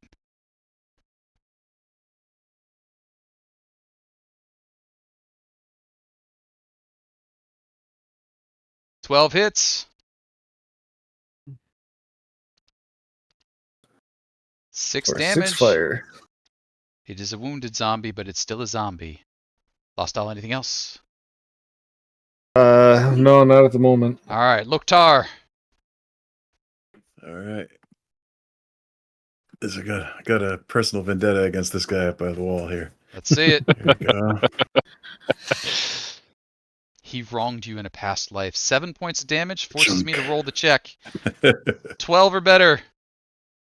21. Ah. You are not taking my zombies down. I'm just burning through your resources now. Fortune, what do we got? We're just gonna keep hucking daggers. Where is he getting these all? You know, An 8 I does thought hit. I really. All right. 12 and points then of 12 damage. damage for the sneak attack. Which one are you aiming for? Straight down the line? Up here? Yeah. Or actually, let's do that one. That one down there? I think. Yeah, try to make a little bit more of a path here. Good choice. That one forces me to roll a Constitution check. I need a 17 or better. 14. Nice. Ooh, The daggers take one Finally. down. yeah. Down to It's 3. good. Second dagger? 9 hits.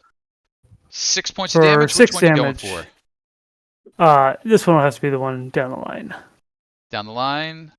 No check needed yet. Zombie. We're sure this isn't Vecna. Pretty sure he's not here yet. Slam. Durin coming at you. 17. Be Durin honest. hits. I'm Oh, pretty no. sure Vecna would be an easier fight than this. Because at least he can't revive 17 times. That's his whole point. Yeah, he can. Yeah, he can. Just takes a little longer. Yeah, exactly. Durin, 5 points of damage there. Kavori shot down the line. Longbow hits, shot, 4. Does more damage, but it doesn't need a check yet. Durin, where are we going? All right, I'm gonna move down to this guy and then attack. Are you the one sure? next- Yeah, I'm sure. Attack of opportunity. Slam. Durin crits it. Oh, Oh, no. no. 9 That- points of I'm- bludgeoning damage. No, I'm It's silver okay. barbs in that. Oh, silvery barbs. All right, let's see that. ah. And I'm Silvery gonna barbs. give Dern the advantage after You got it. he can use it. Forcing me to re-roll my slam, and I come up with a 12. That will miss. Oh, you missed. Aw. He slips on a banana peel So, when he goes for the slam. Do I choose when I get the advantage, or is it just on my next? think You he's on your have. next. Sorry, 1 second. It's the Yeah. next one, whatever it may be.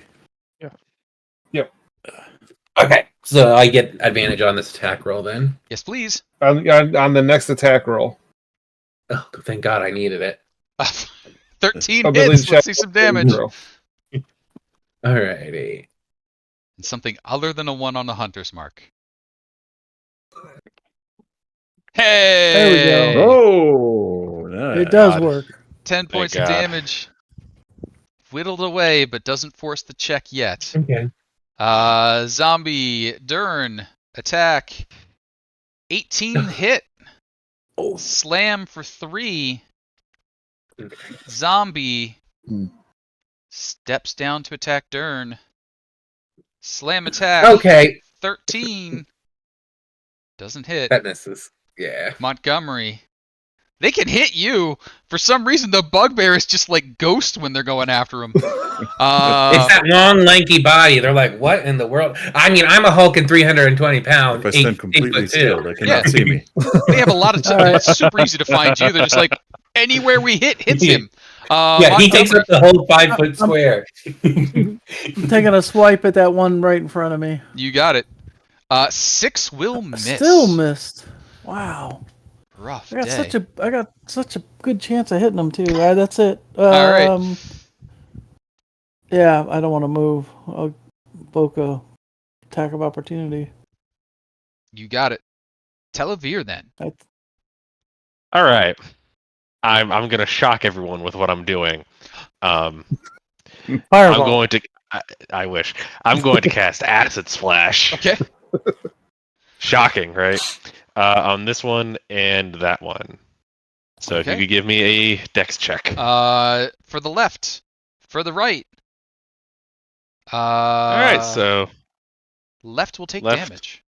left will take damage. 5. 5. Doesn't force the reroll, but now any more damage will. Telavir, anything else? I would like to sit in a corner and cry for 20 minutes. That's what happens at the short rest. Lost Doll, Ah, what do we gotcha, got? okay. So for the one on the left there, Mhm. one that's looking really damaged. Mhm. If you had any brains, you just go back into your coffin. Leave us alone. This is my vicious mockery. He just like looks up at you. Brains? Wisdom saving Ooh. throw. 10. Not gonna do it. He's gonna take some damage.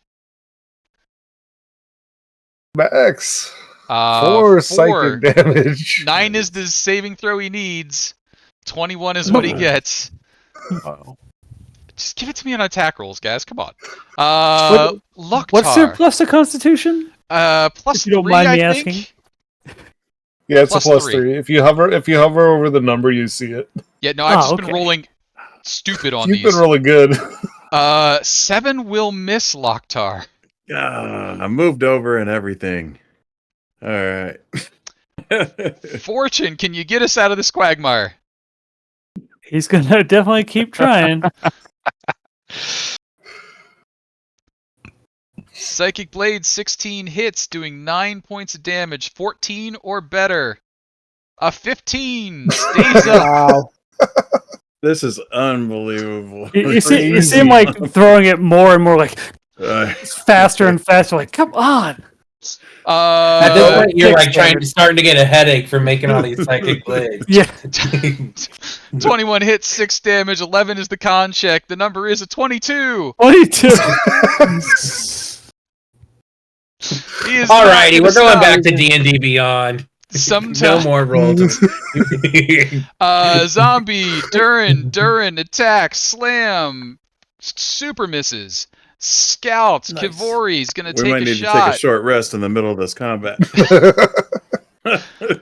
Often the zombies Kivori, just kind of break for longbow. a second. 6 Let's points just of let her damage, take care of 11. Roll 11 or less, 15, still standing. Durin, Ah. please put some of these away. Okay, so this one next to me, the one next to me, I'm going to use Thunderous Smite on. Okay.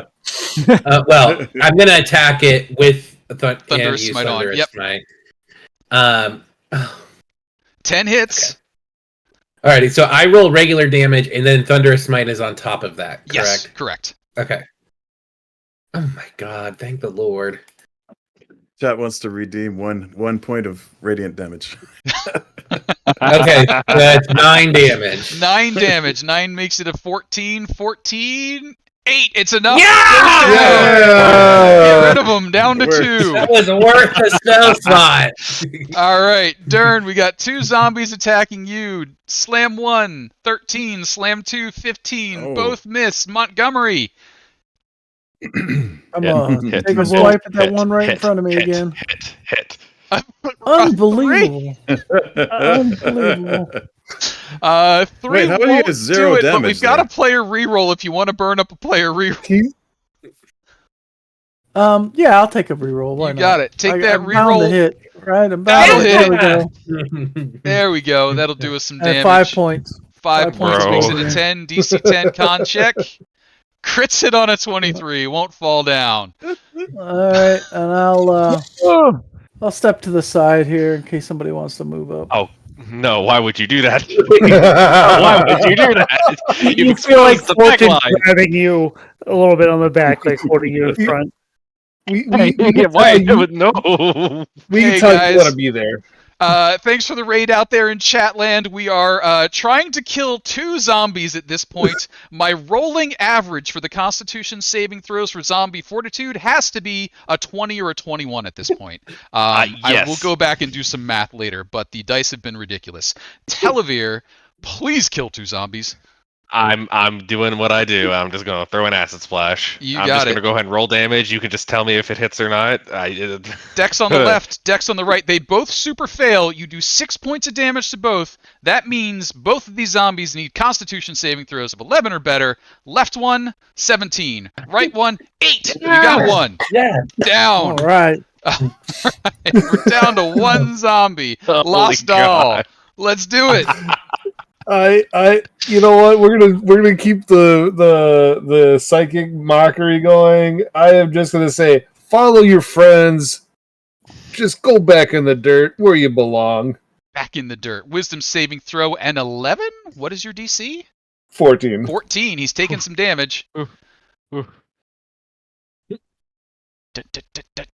3 points. That makes the DC an 8. His con check is 21. Of course. I Wow. You want to go home, ball? Go in your hole. No. He's too good for it. Loktar, what do we got? All right. I don't know if this is actually an option, but if it is, I want to do it. I want to grab him, right, and go shove him in the fire over here. Sure. You go Something I to jack could him up. do. Give me a strength athletics check to do a grapple and start moving him. 17's good. A 5 isn't as good. So you lift him up. You start backing him up. Back. get him into the fireplace. That's going to I do just want to him hold his face in it. That's going to do him 1d4 points of damage. Go ahead and give me a d4 on the damage.